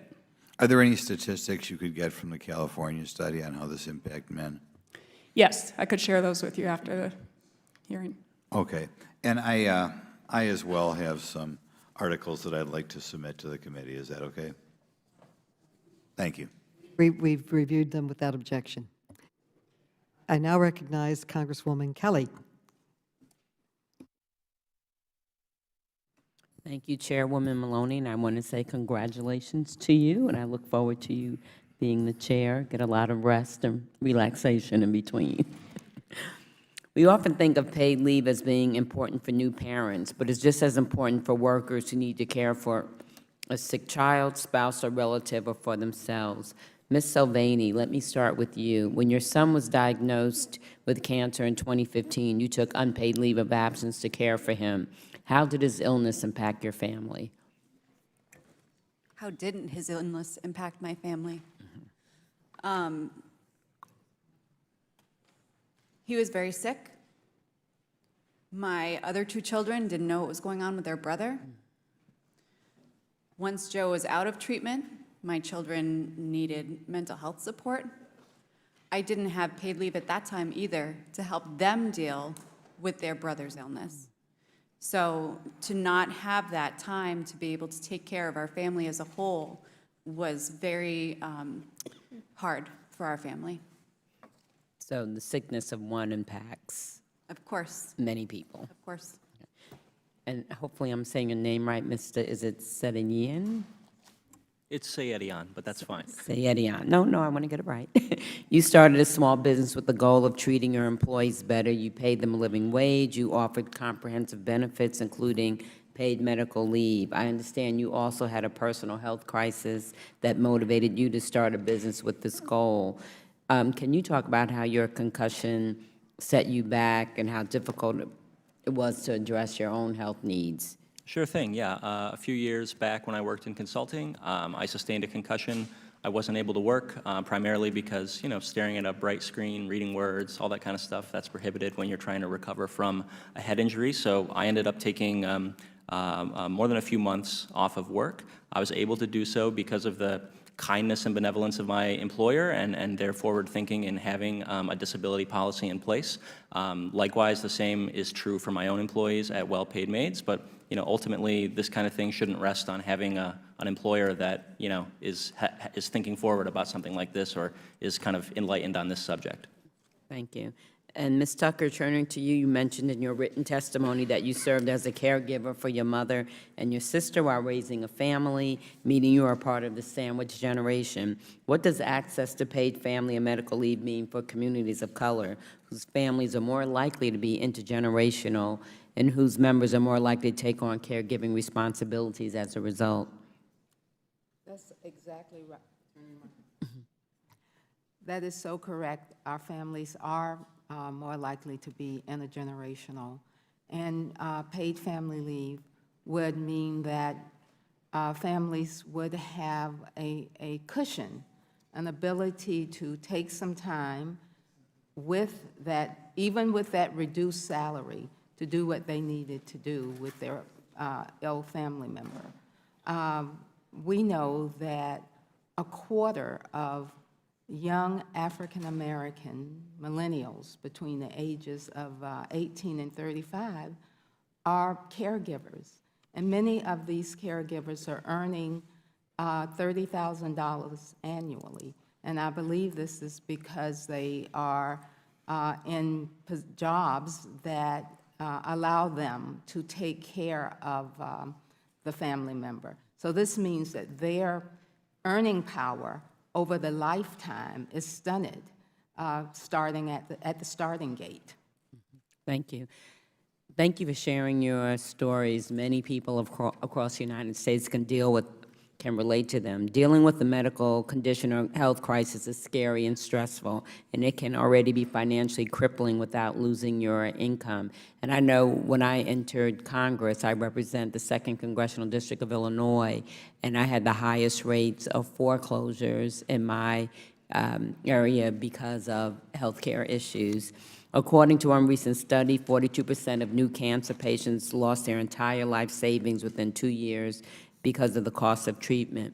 Ms. Chabot, how does a lack of access to paid medical leave compound how much it already costs workers when they or their family members are sick, even when they have insurance? And also, when my colleague was asking a question, you kind of made a face, so I didn't know if you wanted the opportunity to respond to the answer. I'm not sure which question that was, but I have lots of lots of facts and opinions. On the point about caregiving, I think there was a fantastic new study that was released last week by the National Alliance for Caregiving and Caring Across Generations, which showed that more than half, I think 3/4 of people who are caring for both a loved one and a child are Gen X, which is my generation, and I'm dealing with this myself now, or are millennials. And so as we're thinking about how do we provide for the financial security and stability of this incredibly important cohort of folks that are going to be with us in our workforce and in our communities for a long time, how do we make sure that we're not piling on medical debt, lack of access to paid leave, student debt, high housing prices, and wages that aren't growing? How do we make sure that, the research tells us that when cancer patients in particular have a family member that's taking them and involved in their treatment, when workers themselves are dealing with a cancer diagnosis and able to take treatment and then recover, they're more likely to get better, they're more likely to go back to work. This is the cost savings around healthcare and the access to paid leave are integrally related, and I believe that this is a feature of this whole conversation that doesn't get talked about very much. But certainly, medical debt, healthcare costs, these are all could be alleviated with better access to paid leave so that caregivers and people themselves can get care. Thank you, and I yield back the time I don't have. Chair now recognizes Representative Comer. Thank you, Madam Chair, and I, too, want to congratulate you on your new position as chairperson of this committee. And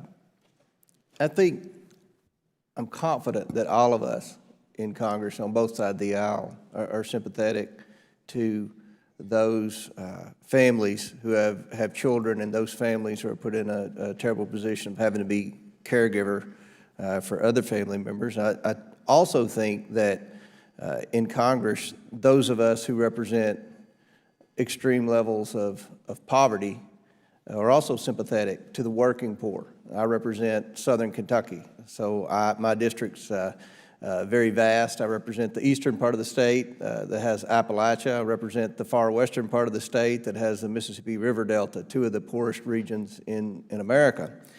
And we have countless stories of working poor struggling to provide for their families, and I'm very sympathetic to that, and I want to help the people that I represent that are doing everything right. But there are two schools of thought to how we proceed to help these working families. The first school of thought has been elaborated by my colleagues on the left, more government solutions, government mandates, increase the minimum wage. These are plans that have been in place for decades, and they really haven't worked. They really haven't served those areas of extreme poverty in my congressional district. And there's another school of thought that I feel like we've tried to employ over the last 3 years in Washington, and that's more of a market-based solution, where we focus on trying to grow the economy.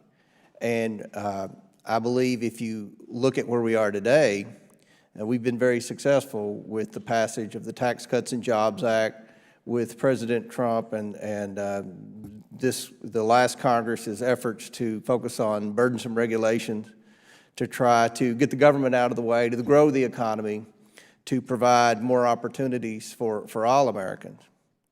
And we have a situation now where we have maximum employment in this country. I don't think anyone would disagree, whether you're the most liberal member of Congress or the most conservative member of Congress, that the biggest complaint we hear from our employers today is they can't find workers. The economy, the one thing that's holding the economy back today is the fact that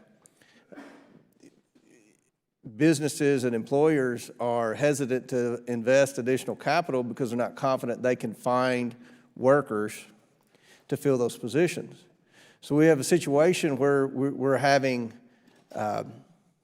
maximum employment, which has led to wage inflation. So this is something that's happened through the market, not through more government laws, not through government mandates, wage inflation. And Ms. Gressler, I want to ask you, how do you feel that the Tax Cuts and Jobs Act has impacted employers and families? Well, we've seen on the employer side that they're able to raise wages and benefits and offer more jobs. And I'd like to highlight, just in this last month, we heard that over the last year, the group of marginally attached workers and those who are discouraged, who I think would apply to a lot of those in your district, that fell by 25% in 1 year. And that's because they have job availability. And it's not just low-wage jobs, it's ones that provide higher opportunities. And in my opinion, those workers are far better off being handed $1,500 in wage gains over 1 year when they're earning a $25,000 salary than having the government take that same amount and tell them that they're going to provide them with these benefits when they might not be benefits that they want to have.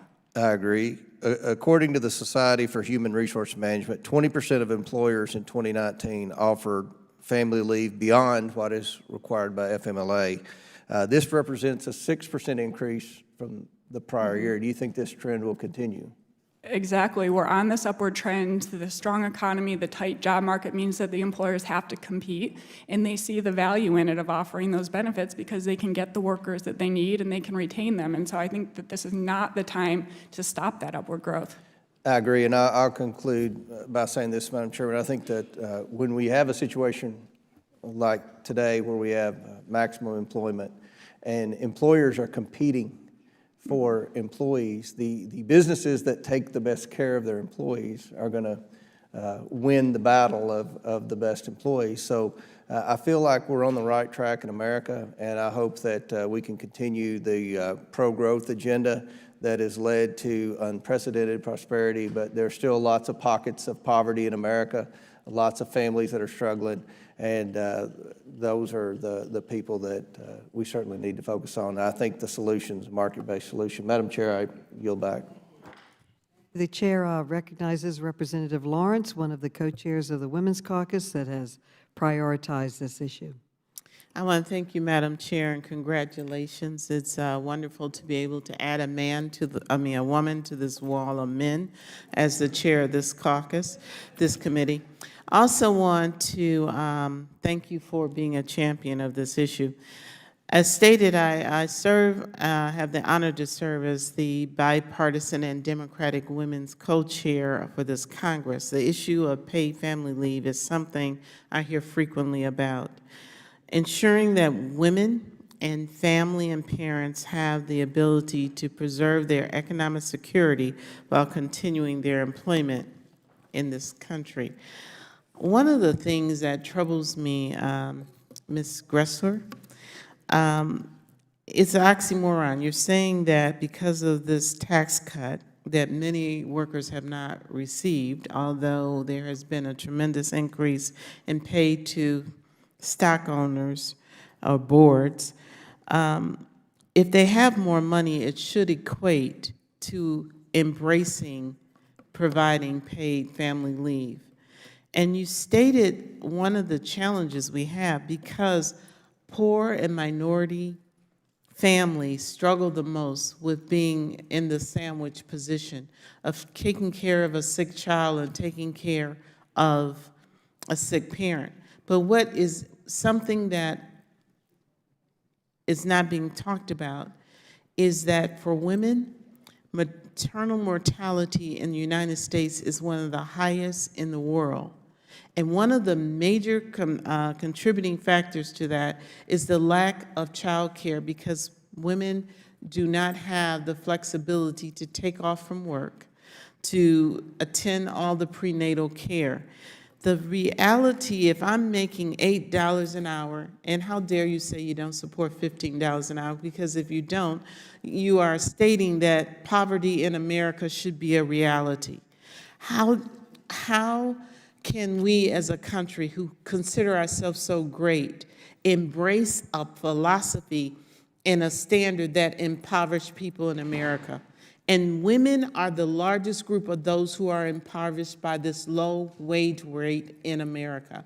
That's one issue. The second issue is that when we as a country understand that the only way that we increase the population in this world is through childbirth, and that there is a need for a woman to be able to take time off. And God help her if she has a child who's sick. And so after the birth of the child, continuously having to care for that child, that could be the father, that could be the mother, that could be a same-sex couple, all of the issues that goes with caring with a sick child. We, as this sophisticated major force of democracy in this world, should not be one of the last to say that every person working and trying to provide for their family, regardless of their income, do not have access to paid family leave. I want to ask a question to Ms. Sabal. How many workers across the country currently have access to paid family or medical leave benefits?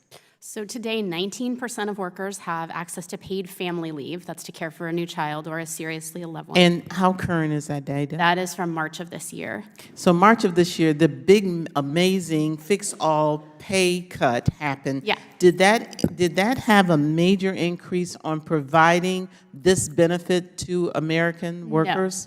No, and in fact, more to the point of low-wage workers, over the past 5 years, we've seen access increase from 13% to 19% overall, so a 6% increase. Among the lowest wage workers, it's gone up by 2 points. Among the highest wage workers, it's gone up by 12 points. So we're seeing the divergence in access to benefits actually increasing exponentially. So this idea that the tax cut or any other factors related to employment in the economy is going to lift boats for the lowest wage workers just isn't borne out by the data. And I'd like to point out in the SHRM data that the congressman cited that 20% now have access to benefits. That means 80% don't. And Exactly. so I am very concerned about the 80%. I'm extremely concerned about the 94% of low-wage workers. And that's who we need to be focusing on. And the idea that any of the half-measure solutions or solutions that are rooted in austerity rather than in new investment just doesn't play out in terms of people's access to the benefits that we're looking for them to have. I want to close with this. Your time is, the lady's time has expired. May I? And the next witness is Ms. Miller. Thank you, Madam Chairwoman, and thank you all for being here today. Ms. Silvani, I want to express my empathy to you. There is nothing more frightening than when one of your children are sick, and I'm glad that little Joe is doing so much better. The topic before us today is multifaceted and extremely personal. Likely, the issue of leave has impacted each of us, our spouse, our sons and daughters, at some point in our lives. Through the enactment of the Tax Cuts and Job Act, we have seen businesses not only increasing the pay of workers, but also increasing benefits such as family leave. The President and his administration have worked to cut regulations to ensure a more prosperous economy. It is amazing to see the positive advancements that happen when we free businesses from overtaxation and burdensome regulation.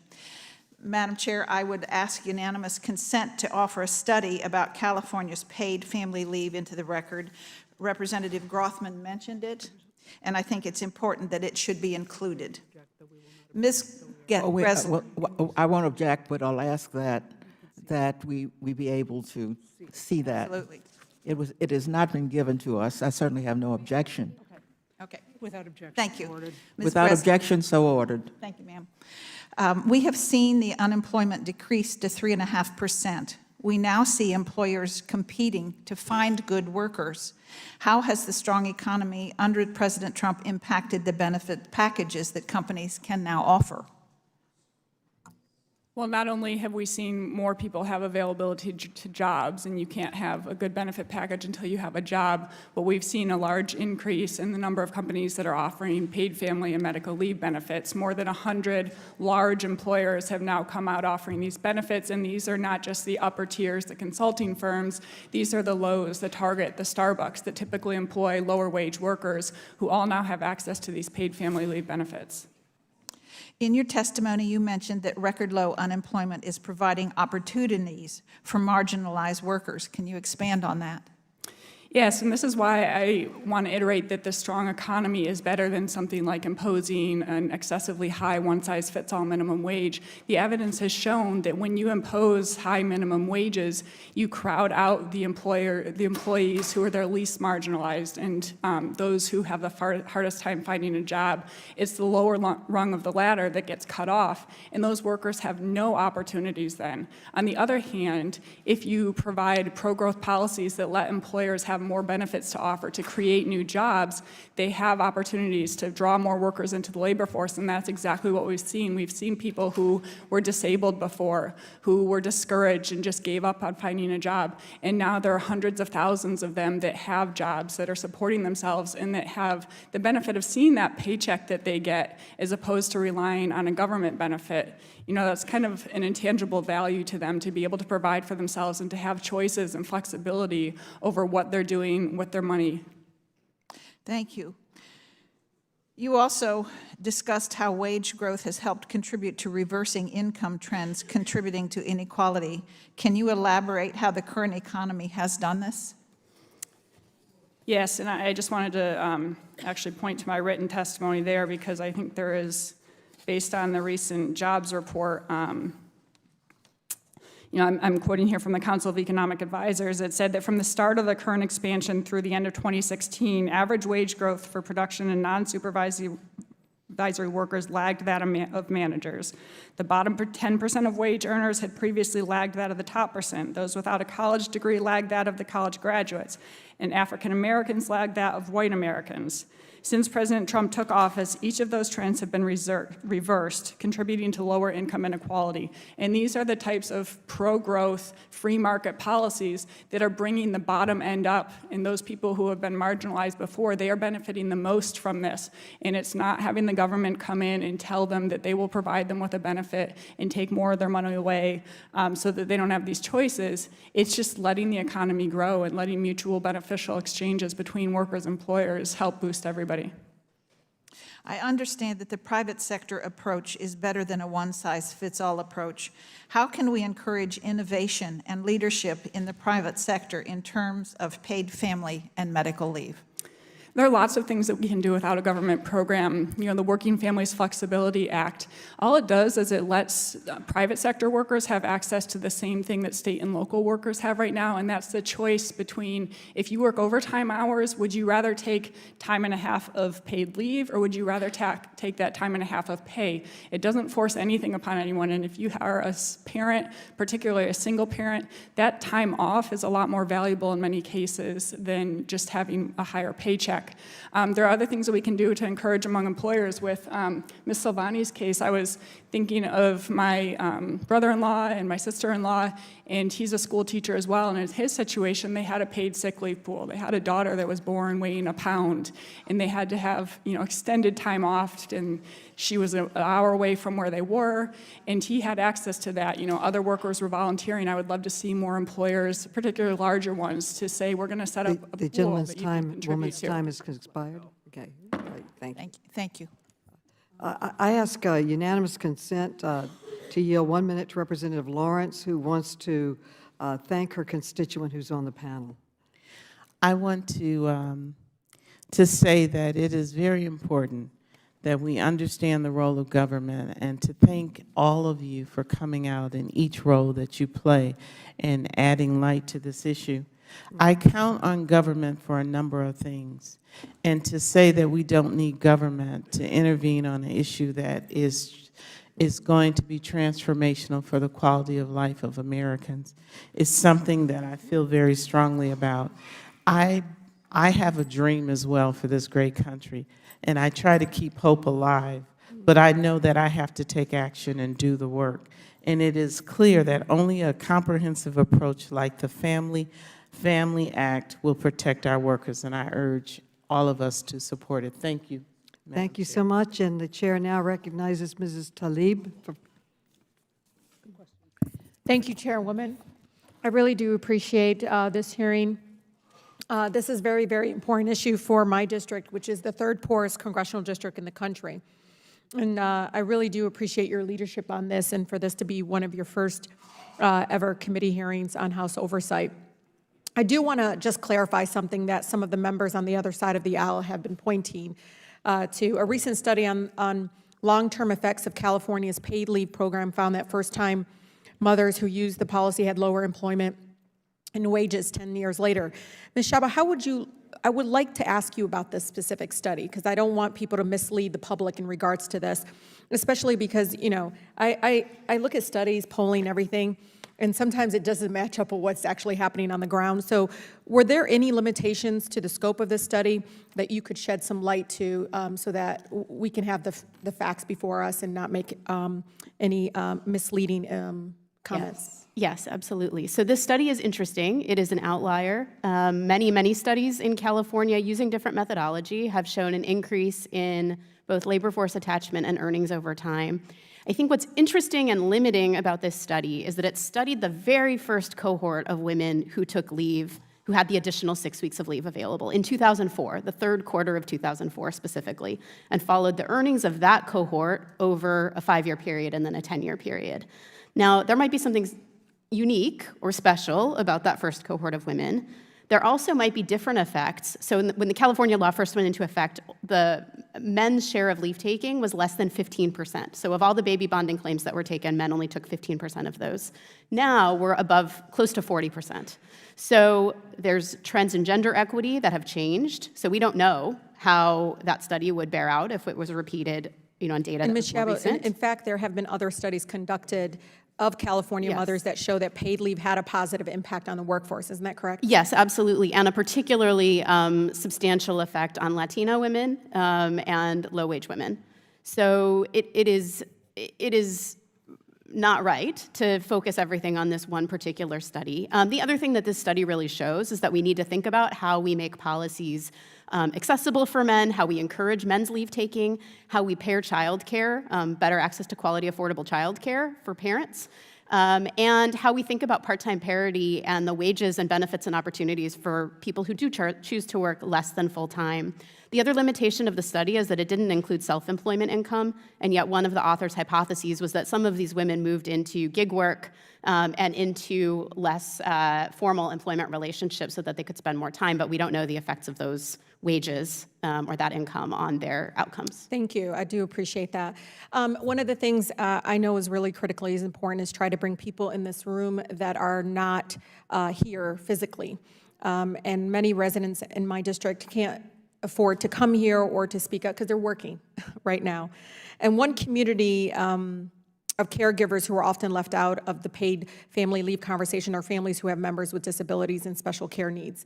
And I want to shed light to the unique experiences for many of those parents. I want to share a story of one of my residents. She's the mother of 3. And one of her boys, Isaiah, was born with liver disorder. After receiving a liver transplant, his mother started working as a server to help provide for her family, and she was very upfront with her employer about having a child with special needs. One particular day after this employer refused to let her leave early to take care of her son, she was forced to prioritize health for her son and left her shift early, which resulted in her getting fired. As it stands, her son, Isaiah, takes 8 medications daily and goes to the hospital at least once a week to check his liver blood levels. If the U.S. had an exclusive paid leave policy, not only would it keep my resident, this mother, to still have a job, but she would have been able to confidently work without her livelihood being threatened on a regular basis. Ms. Szabo, can you elaborate on the unique difficulties that families with special needs children have? But also, and this is something that I really think our country needs to look at, to me, this is a form of discrimination. Yes, that mother may not be the one with disability, but that fact of the matter is that the discrimination towards her, which is due to because of the loved one and because of the fact that she's a caretaker, I feel like it needs to extend in protecting those caregivers, that this is, again, a form of discrimination. And we know, and Chairwoman, I consistently was always asked as a young person applying for jobs whether or not I was going to have children, which was illegal. We made it legal, right? Yes. But I do think, people are going to push forward and say, well, you have a child with special needs, I'm not going to hire you. So if you can talk a little bit about that, I really would appreciate it. That's right. There's a couple of really good studies out there about the multiple impacts that affect parents and other caregivers to special needs children and other people with disabilities, the relationship between the income in those households, the expenses of those households, and lack of access to leave. I think the other thing that just strikes me as we think about policies that would exclude those families, we hear a lot about one-size-fits-all policies, but I think the ultimate one-size-fits-all policy would actually be a policy that only applies to new parents and not to all of the people who need leave for their own serious health condition or to care for a family member. To say that caregiving is less beneficial or less worthy of investment just strikes me as the ultimate discrimination, as you say. Okay, thank you. Congresswoman Presley is recognized. Thank you, Madam Chair, for holding this critically important hearing and for your continued leadership on behalf of working families across our country. I also want to thank Congresswoman DeLauro for her steadfast leadership on this issue and for sharing her story earlier, which we know is the story of millions of Americans. It is simply appalling that the United States continues to be one of only 2 industrialized nations in the world without any form of paid family leave. It is shameful, and this reality continues to place undue burdens on families already struggling to make ends meet, households disproportionately led by women already struggling to get by while wages are stagnant, and lingering gender and racial pay gaps persist. Current policy is simply out of touch with the fact that at some point, virtually every working person, because hardship does not discriminate, will need to take time away from a job to fulfill caregiving responsibilities, to recover from a serious injury or disruptive life event. While I was a caregiver to my mother in the final throes of her leukemia battle, making decisions by the hour about how to extend her life while doing my best to center her dignity throughout that process, battling cancer while also battling bill collectors, and along with the trauma of such a devastating life event. It was as if seeing my mother, Sandy, facing her final days wasn't already hard enough. And so my experience is not unique. In fact, there are more than 34 million caregivers who provided unpaid care to a parent or a relative in the last 12 months alone. So Ms. Tucker, thank you so much for sharing your story earlier today. Can you share what the day-to-day of caring for your mother entailed? I can. Thank you. Yes. You know, it was tough. It was tough to try to make the arrangements that we needed to make for her care, especially as she aged, because this was over a 10-year period. It was tough finding doctors who she felt comfortable with, being a part of the sandwich generation, having a child who would come with me every day to the nursing facility that she spent her final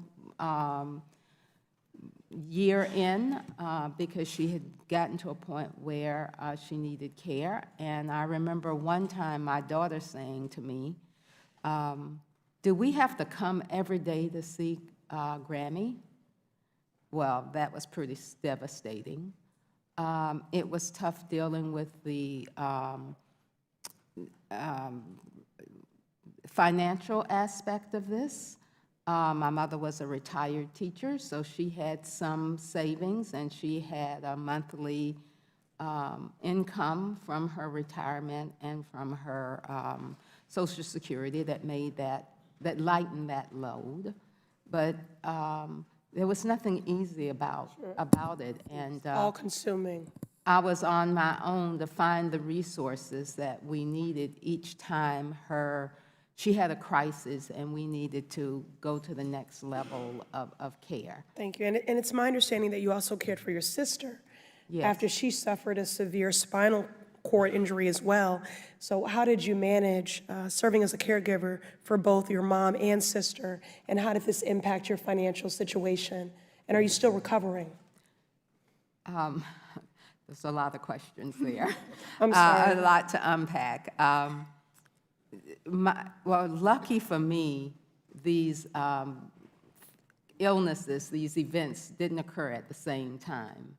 My sister's accident or bleed occurred 5 years after my mother's death, so we had time to kind of hang out before she became really ill with her spinal cord injury, which is what it was. And again, when I think back on it, I don't know how I did it.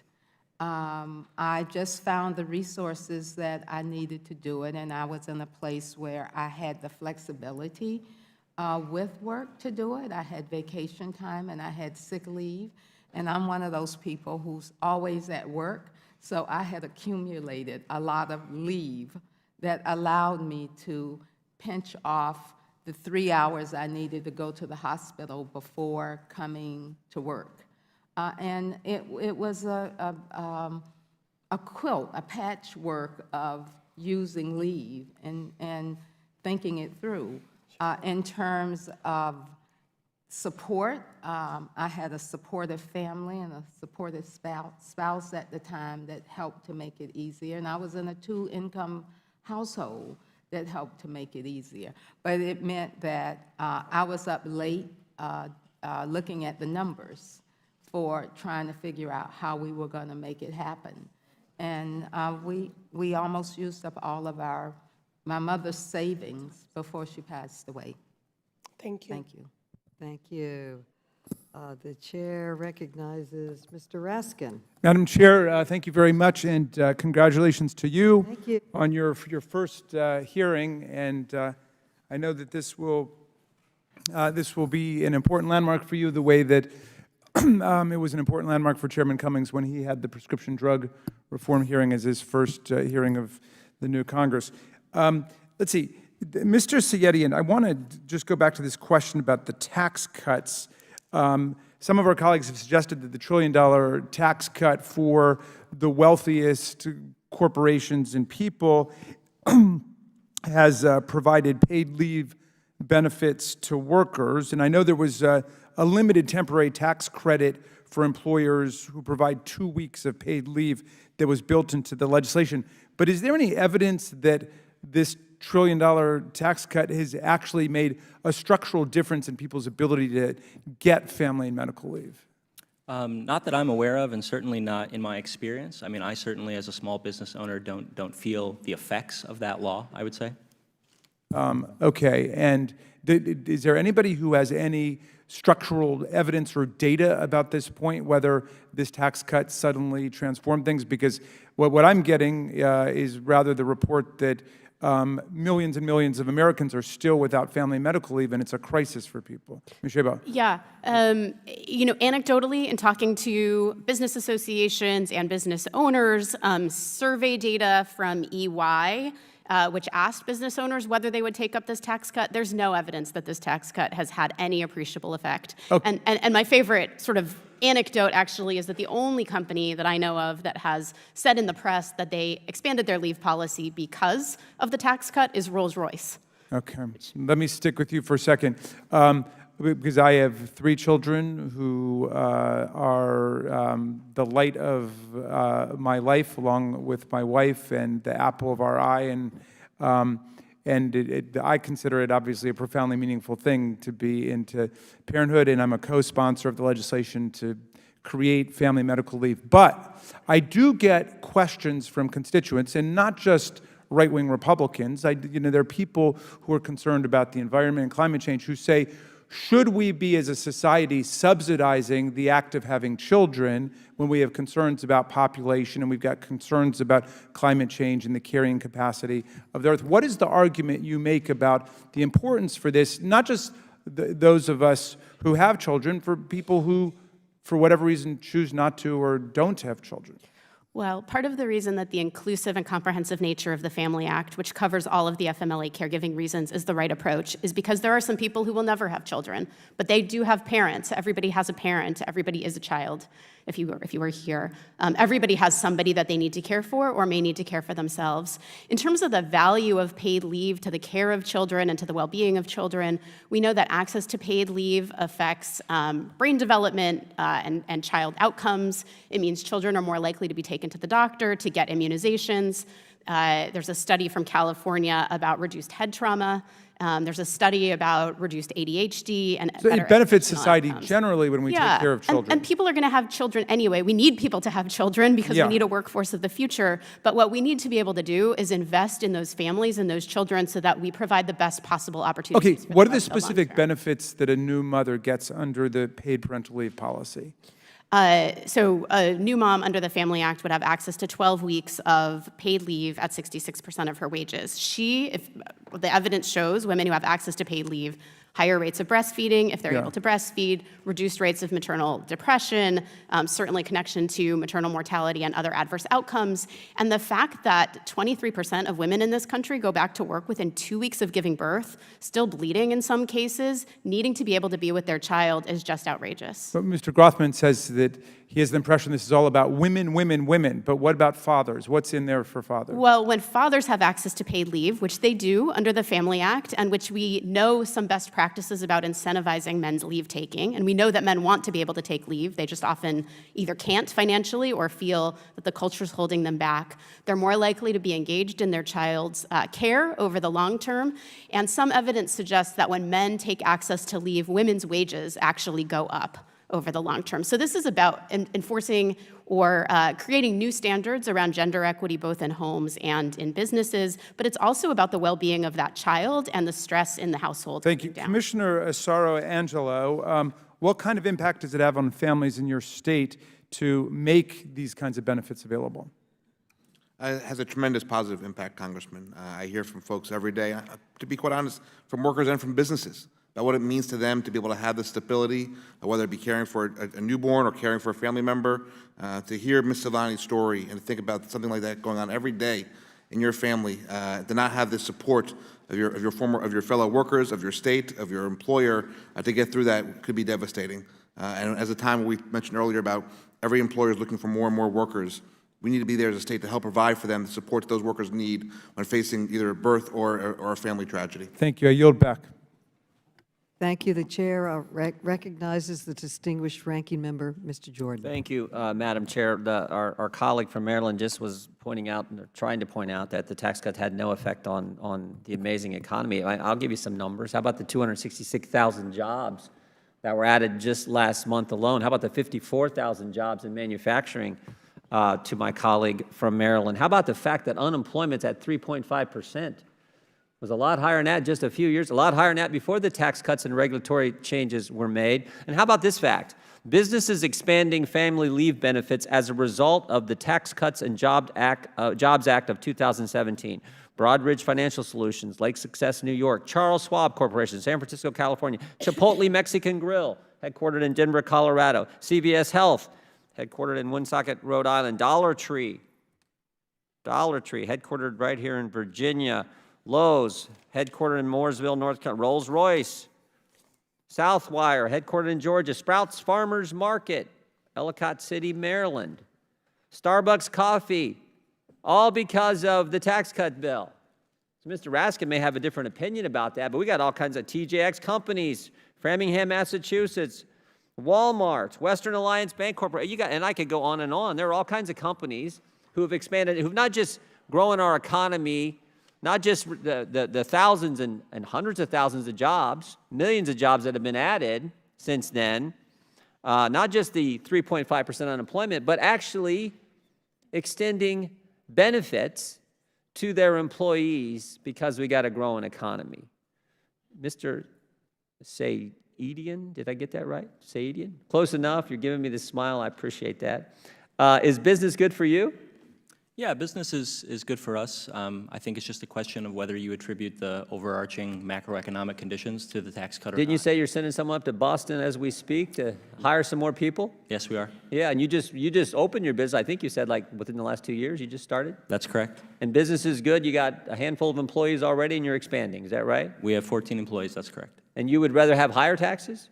It's not a question of higher taxes or lower taxes for us. I mean, our tax rate is not the fundamental variable in how successful our business is. So you want to pay more?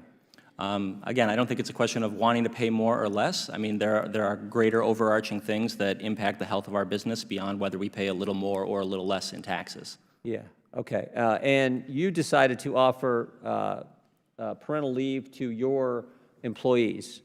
We offer short-term disability insurance to our employees now, and as the D.C. and Massachusetts programs come into effect, we will obviously participate. And you made that decision because that's just part of your business model. You think that's good for your company, for the way you want to conduct business. That's part of your business practice and the business model you've adopted, and it seems to be working. As you said, you're expanding, and you've had 2 good years. Yeah, that's correct. All right. But you want government now to mandate that you do what you decided to do voluntarily. Well, it's a question of course, we're doing it because we're a very special type of company, and there are large companies like you mentioned, like Charles Schwab, and I'm sure the Googles and Facebooks do this too, but it's a question of, is a slaughterhouse going to offer paid family and medical leave? Sprouts Farmers Market, by law, Sprouts Farmers Market offers it. Well, I don't know how big that farmers market is. Maybe it's big, I don't know. It's in Maryland, I don't know. Sure, and I mean, I'm sure you can find all kinds of examples, but, to your point around employers. What's the name of your business? It's Well-Paid Maids. Well-Paid Maids. That's right. They do it. Yeah. Yeah, and I think it's they're not, I'm sure you can, they're not Charles Schwab. What, right. You have 14 employees? Right, yes, that's right. And you did it. Yeah. No one told you. That's true. But that's now true. you've made a business decision. Your business model is you're gonna offer this benefit to you because you're gonna attract the kind of employees you like. And you said in your opening statement, your customers like that. They like that A+ Maids. What was it called again? A1 Maids. What was the name of your business? Sorry? What's the name of your business? Well-Paid Maids. Well-Paid Maids. They love well-paid maids, and they like that concept, and so they're willing to pay, I assume, a little more to have the quality of service that you offer your customers. And you made all that decision on your own as part of a business model, and now you're saying, I want the government to mandate my competition have to do the same thing now. Well, I mean, as you pointed out, I think it was 20% of businesses that are extending this benefit, and also I think the overarching framework around, having a stronger economy means that more employers are going to offer this. Perhaps that's true, but the economy goes up and down. Everyone knows that. And so as someone who's personally benefited from, for example, being able to take paid medical leave, I don't think this is something that needs to kind of rise and fall or be offered or not offered according to the vagaries I'm not saying of the that. market I'm just year to saying, year. I'm just saying that my colleague was saying that the jobs and tax cuts had nothing to do with the amazing economy we've been experiencing. I would beg to differ, as would all kinds of companies, large and small, including yours, it seems, that have benefited under this great economy. And it seems to me that I'm all for paid leave, but I think people should be able to make that decision on what's best for their business model and what's best for their employees, just like you did when you started your company 2 years ago and are experiencing this amazing growth in the Trump economy. With that, I yield back. The chair recognizes my colleague from the great state of California, Jackie Spear, one of the co-chairs of the Women's Caucus. And I congratulate you on your work on this bill and others. Thank you. Thank you, Madam Chair, and double congratulations to you. I look forward to serving under your distinguished leadership as chair of this committee, and also for the success in getting paid family leave for federal employees, which should jump the numbers up a little bit. I must say I'm a little astonished by this debate today, because the Republican Party prides itself in being the party of the family. And when we have 81% of the families in this country not eligible for paid family leave, I would think you would be running to support this bill. But it appears that it's not really about the family, it's really about making sure that big business has the lowest tax rates possible. So let me talk about California, since it's been the whipping child here for the last few hours. California passed the paid family leave in 2004. 99% of employers report that the state's program has had positive or neutral effects on employee morale, and 87% that the state's program has not resulted in any increased costs. Not only have wage costs not increased, but turnover rates have decreased. In California, implementing paid family leave was even linked to an 11% decrease in elderly nursing home use. And as it was pointed out of my distinguished colleague from Michigan, the study that's been referred to by Ms. Gressler was a very narrow study. It looked at only the first year of operation of this law back in 2004. It was only for moms having their first children, and it was before the law in California was enhanced to provide higher wage replacement. The study also explained that many of these mothers may not have returned to full-time employment out of choice. Amazing that we have free choice to be able to make decisions whether we want to stay home with our children or not in some cases. It also showed that women may have worked fewer hours or wanted more flexibility or become self-employed. So that's the California experiment that has actually worked extremely well. There is an effort now in our state by our governor who wants to extend it to 6 months of paid family leave. We know in Europe it's 1 year of paid family leave, and if you're in Germany, my goodness, you can go and have a week at a spa to deal with postpartum blues if necessary. So we are so far behind the 8 ball that it's embarrassing. And to have this discussion about imposing some burden on business when the Family Act is only going to cost about $2 per week for the typical worker says it all. So to you, Ms. Sabo, can you elaborate on the impact that California's paid leave program has had? Yeah, California's program has, by several studies, increased workforce participation and earnings.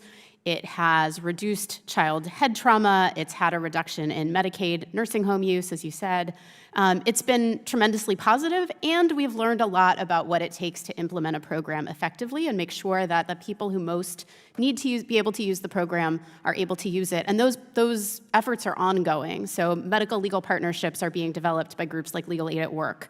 The state is trying to do a better job of outreach and engagement to people in other parts of the state besides the sort of big cities.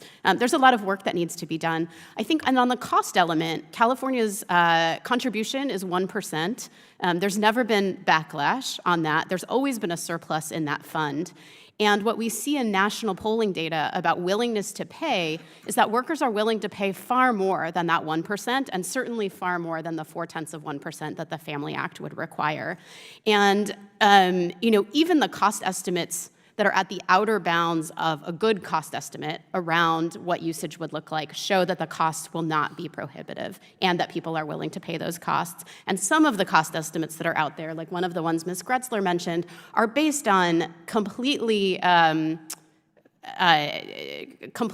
of bounds estimates around leave taking. So for example, the American Action Forum study that they referenced suggests that there would be 16 million parental leaves a year. We only have 3.8 million babies born in this country every year. So we can't rely on those cost estimates. There are good estimates from the Institute for Women's Policy Research and the University of Massachusetts that are much more accurate. There's even a cost calculator on the American Enterprise Institute site that was developed by a team of researchers that shows that costs in no way, even taking the most generous estimates, will be more than 1% and more like the 0.4% that's currently in the bill.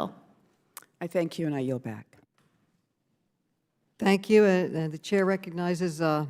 Kelter, Representative Kelter from Pennsylvania. Thank you, Madam Chair. Just want to thank the panel of witnesses for being here today. This is an important topic, and I'm glad the committee decided to take this up. As a person who's had firsthand experience with a sick child many years ago, this is something that's near and dear to me. And also as a former manager of a large wood products manufacturing company, I have experience in operating a business and having a large number of employees work at that business. And it's clear that successful businesses and operations require investing in their employees, whether it's, as we did, paid time off. I think we're similar to the maid business here, where we had disability policies for employees for short-term disability. There are many options available.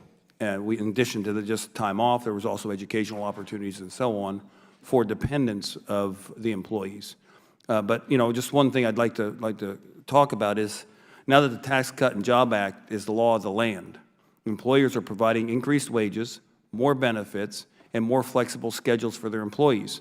Under President Trump, unemployment has fallen to 3.5%, and according to the Society for Human Resource Managers, 20% of employees offer family leave beyond that of FMLA, which represents a 6% increase from 2018. So when employers are given the opportunity to provide benefits and have the ability to do it, it shows that that is happening. Ms. Gressler, do you think this trend would continue? I think that if we continue to have this strong economy and the tight labor market, that we can absolutely expect this trend to continue because it is in employers' best interest to offer these policies. Okay, thank you. And again, Ms. Gressler, how are companies responding to the increased desire for paid leave?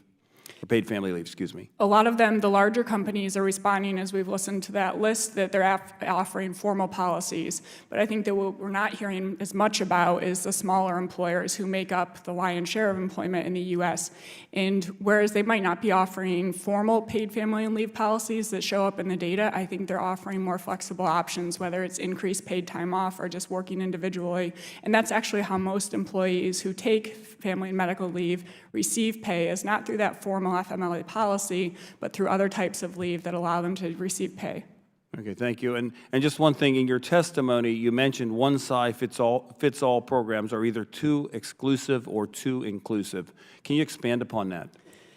Yes, it's just hard. As we've seen today, there are so many different needs for benefits, and some of those needs are an entire year or more, and a federal policy that provides 66% of your wages for 12 weeks maximum, it might make a small dent, but it's not going to meet those needs. It's not going to meet long-term needs. It's not going to be able to provide that benefit immediately if you have to rush away from work for an emergency. You know, the better way that we can get at those is the flexible policies, and if you become too inclusive and do pass a policy that's any leave for any reason, the costs are tremendous. You know, there was some talk about costs already, but the Family Act, that is not a policy that can finance the current amount of leave that's taken today. It could finance about 1 in 5. So either you have to have rationing of a policy like that, or you have to scale it back even more so that it's such a bare bones program that it particularly would not be able to benefit low-income workers, and very few people would use it. Okay, thank you. I appreciate that. And again, I appreciate the participation of all the panelists today. Thank you, Madam Chair. I yield back. The chair recognizes Congresswoman Ocasio-Cortez. Thank you, Madam Chair, and once again, congratulations on this phenomenal hearing on such an important topic. You know, I have to disclose that I have a stake in this fight. When I was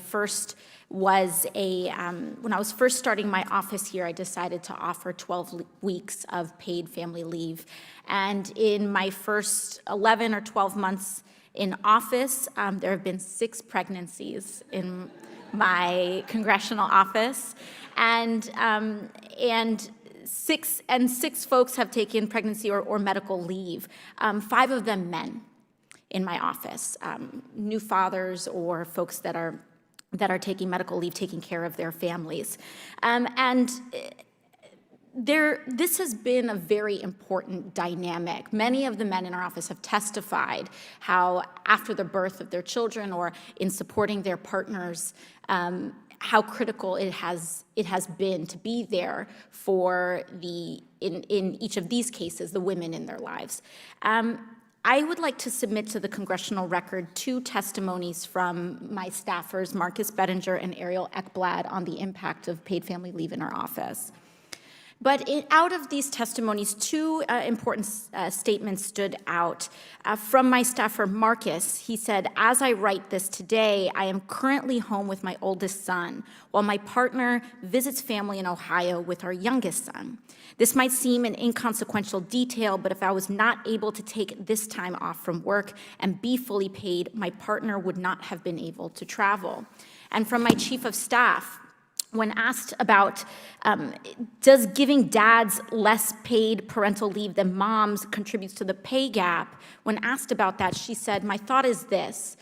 There is this often explicit but sometimes tacit assumption that child rearing is the job of the mother.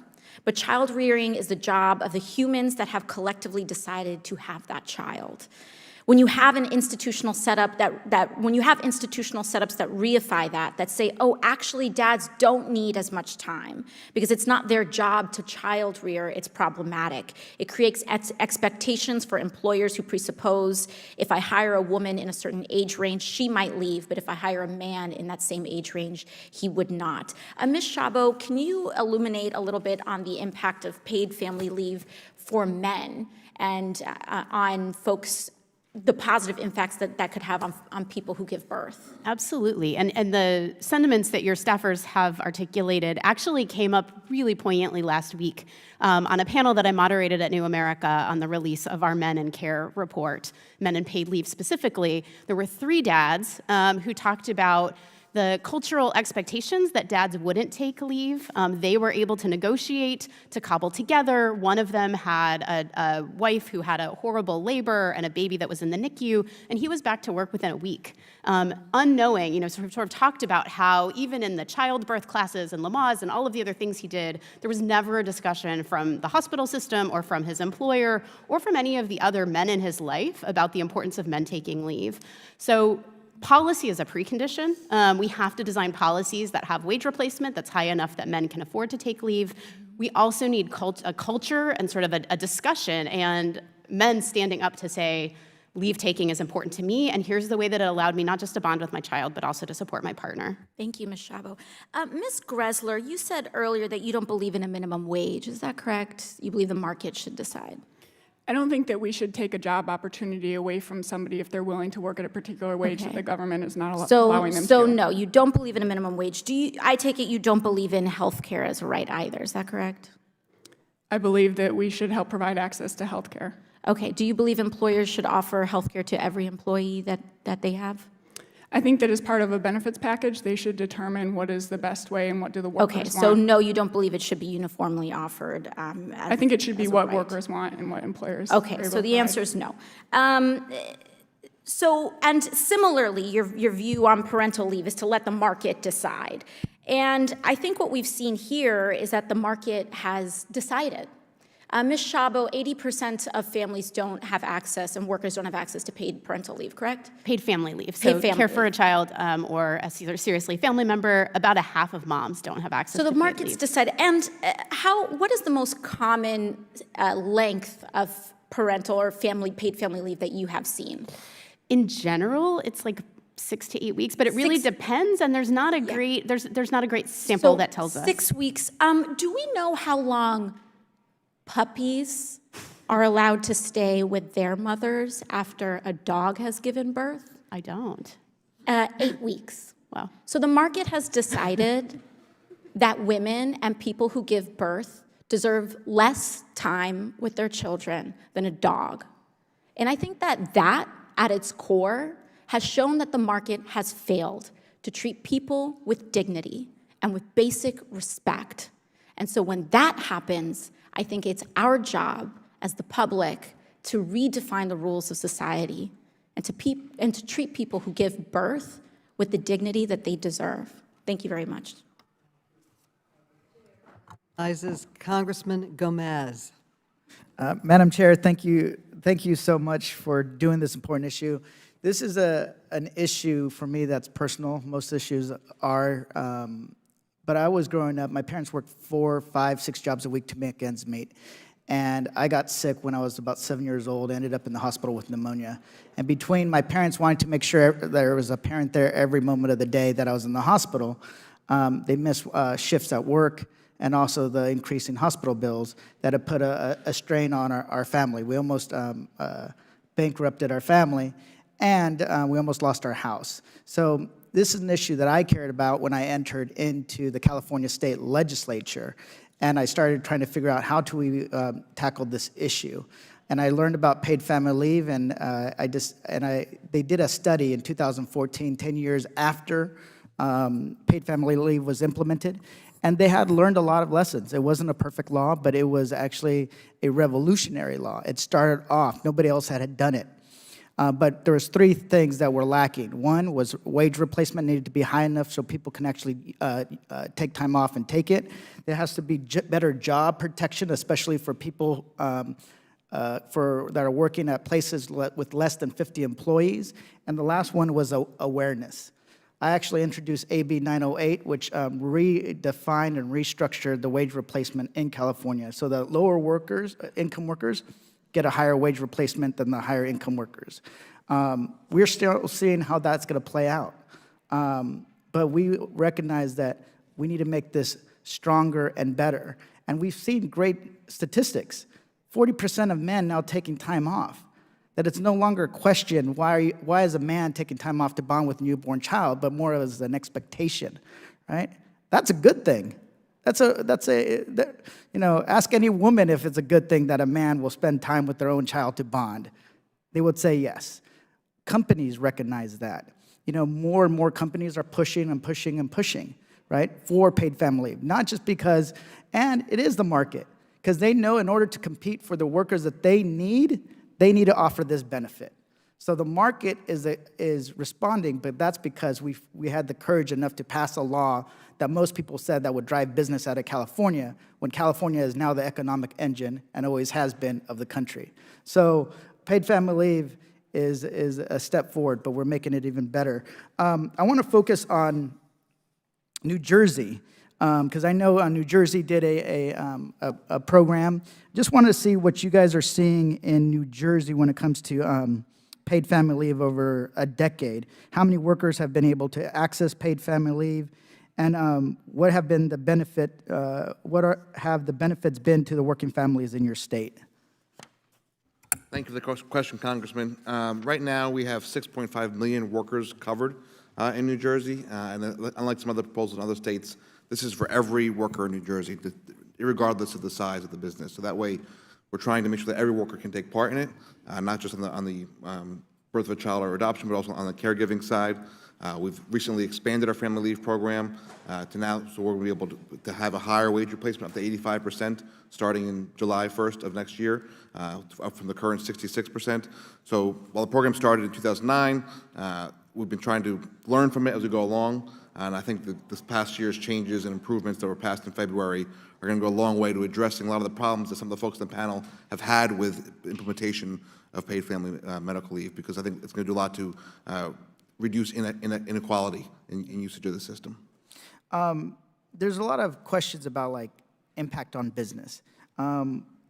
Has New Jersey's program negatively impacted the state's businesses and the business climate? Absolutely not. And I got to tell you, when I hear from businesses about our programs, quite frankly, is about calling me to help them process a claim quicker every now and then. But we've had an increase in businesses over the time the FLI has been in place. Small businesses have grown 6% in New Jersey, and like the person to my left that talks about, it levels the playing field. And when businesses want to offer benefits to their workers, being able to participate in our program, it's one cost they don't have to worry about. They know their workers are going to have that protection, have the benefits, and have the wage replacement when they have to go out for the birth of a child or a caregiving incident. Yeah. I think with this panel is very interesting because it's really starting to dig into the issues. But paid family leave programs and any legislation is not perfect. You have to kind of look at it and see how it's implemented. Implementation is always key, and then make adjustments as you learn more. But I think that California, New Jersey, Connecticut, Rhode Island, the states that are implementing it, is starting a trend that I think will reach the Congress, and we actually will be able to implement a national paid family leave programs for the states that refuse to do so. And Thank you. We're in constant contact with our fellow states on these programs about what is working, what isn't, and small tweaks we can make together to improve all of our systems. Oh, thank you so much, and I want to thank all the panelists. Madam Chair, congratulations on your first day. Thank you so much, and I want to thank all the panelists, and particularly note Mrs. Silvani. Your testimony was very moving to me as a mother of 2 children. To think of that type of crisis is traumatic, and I'm happy to hear that your son Joe is doing better. And I hear stories like yours all the time. People write me. Some of the most effective advocates who come to my office are people like you who've had a crisis and turned that energy into working for change. You wrote that your medical crisis quickly became a financial crisis for your family. How did that added financial stress impact your family?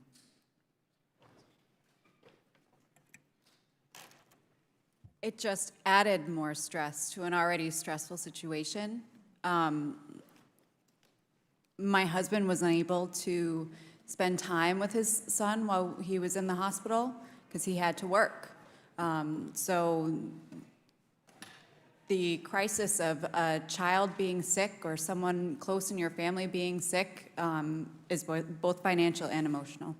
And you wrote in your testimony that your family's still feeling these financial impacts. I understand you lost your retirement funds. Do you think your family will ever recover financially from this stress and financial crisis?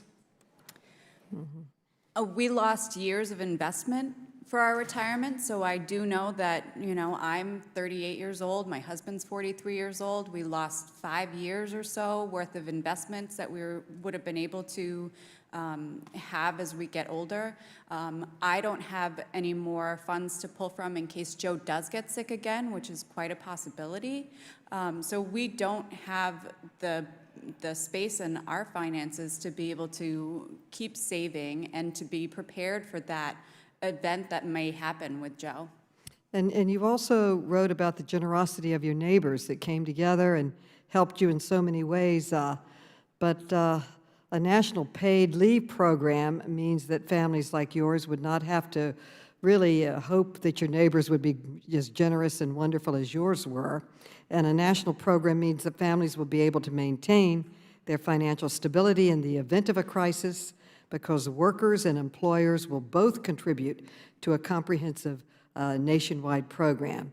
So, Ms. Chabot, I'd like to end by asking you, do you think Americans would be willing to pitch in for a program like this? They've been generous on their own, but do you think they'd want to create a national program that would provide the support for families? Yes. We say that that's our #1 priority as a nation, but if you look at the policies that are in place, there's not enough support for families, in fact, very little. Yes. And in fact, our own country, along with Papua New Guinea, we're among 2 countries in a United Nations survey. Only 2 countries in the world did not provide for paid leave for the birth of a child.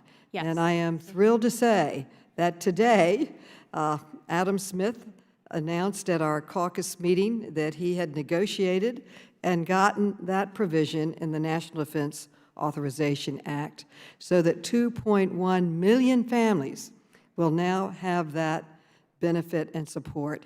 And we know that from Rosa DeLaura's testimony and others that we will be pushing very hard to expand that to the private sector and to others to provide more support for our families. I can't tell you how thrilled I am that we passed that. I could tell you my own stories all day, and I think many women and men have the same stories. And hopefully this will be a new day in America. We can continue providing more support for families. I really want to thank all of you and all of my colleagues on both sides of the aisle who were here to testify and to really help us move forward. But before I conclude today's hearing, I would like to ask unanimous consent to enter into the record a statement submitted for this hearing by the Majority Leader, Congressman Steny Hoyer from Maryland. Congressman Hoyer has long been a champion for all workers, and I appreciate his tireless efforts on the NDAA to reach the possible deal for our federal employees. He has been with me in so many meetings and press conferences in support of this goal. I would also like to enter into the record letters from nearly 24 organizations that the committee has received in recent days. These letters describe the critical need for a national comprehensive paid family and medical leave program among several diverse communities and include submissions from the National Partnership for Women and Families, 1,000 Days, the Main Street Alliance, Small Business Majority, Human Rights Campaign, NARAL Pro-Choice America, and more. I ask unanimous consent that these materials be entered into the official hearing record. So ordered. And I also would like to thank our witnesses once again for testifying. Without objection, all members have 5 legislative days within which to submit additional written questions for the witnesses to the chair, which will be forwarded to the witnesses for their response. And I ask our witnesses to please respond as promptly as you are able. This hearing is adjourned. Thank you.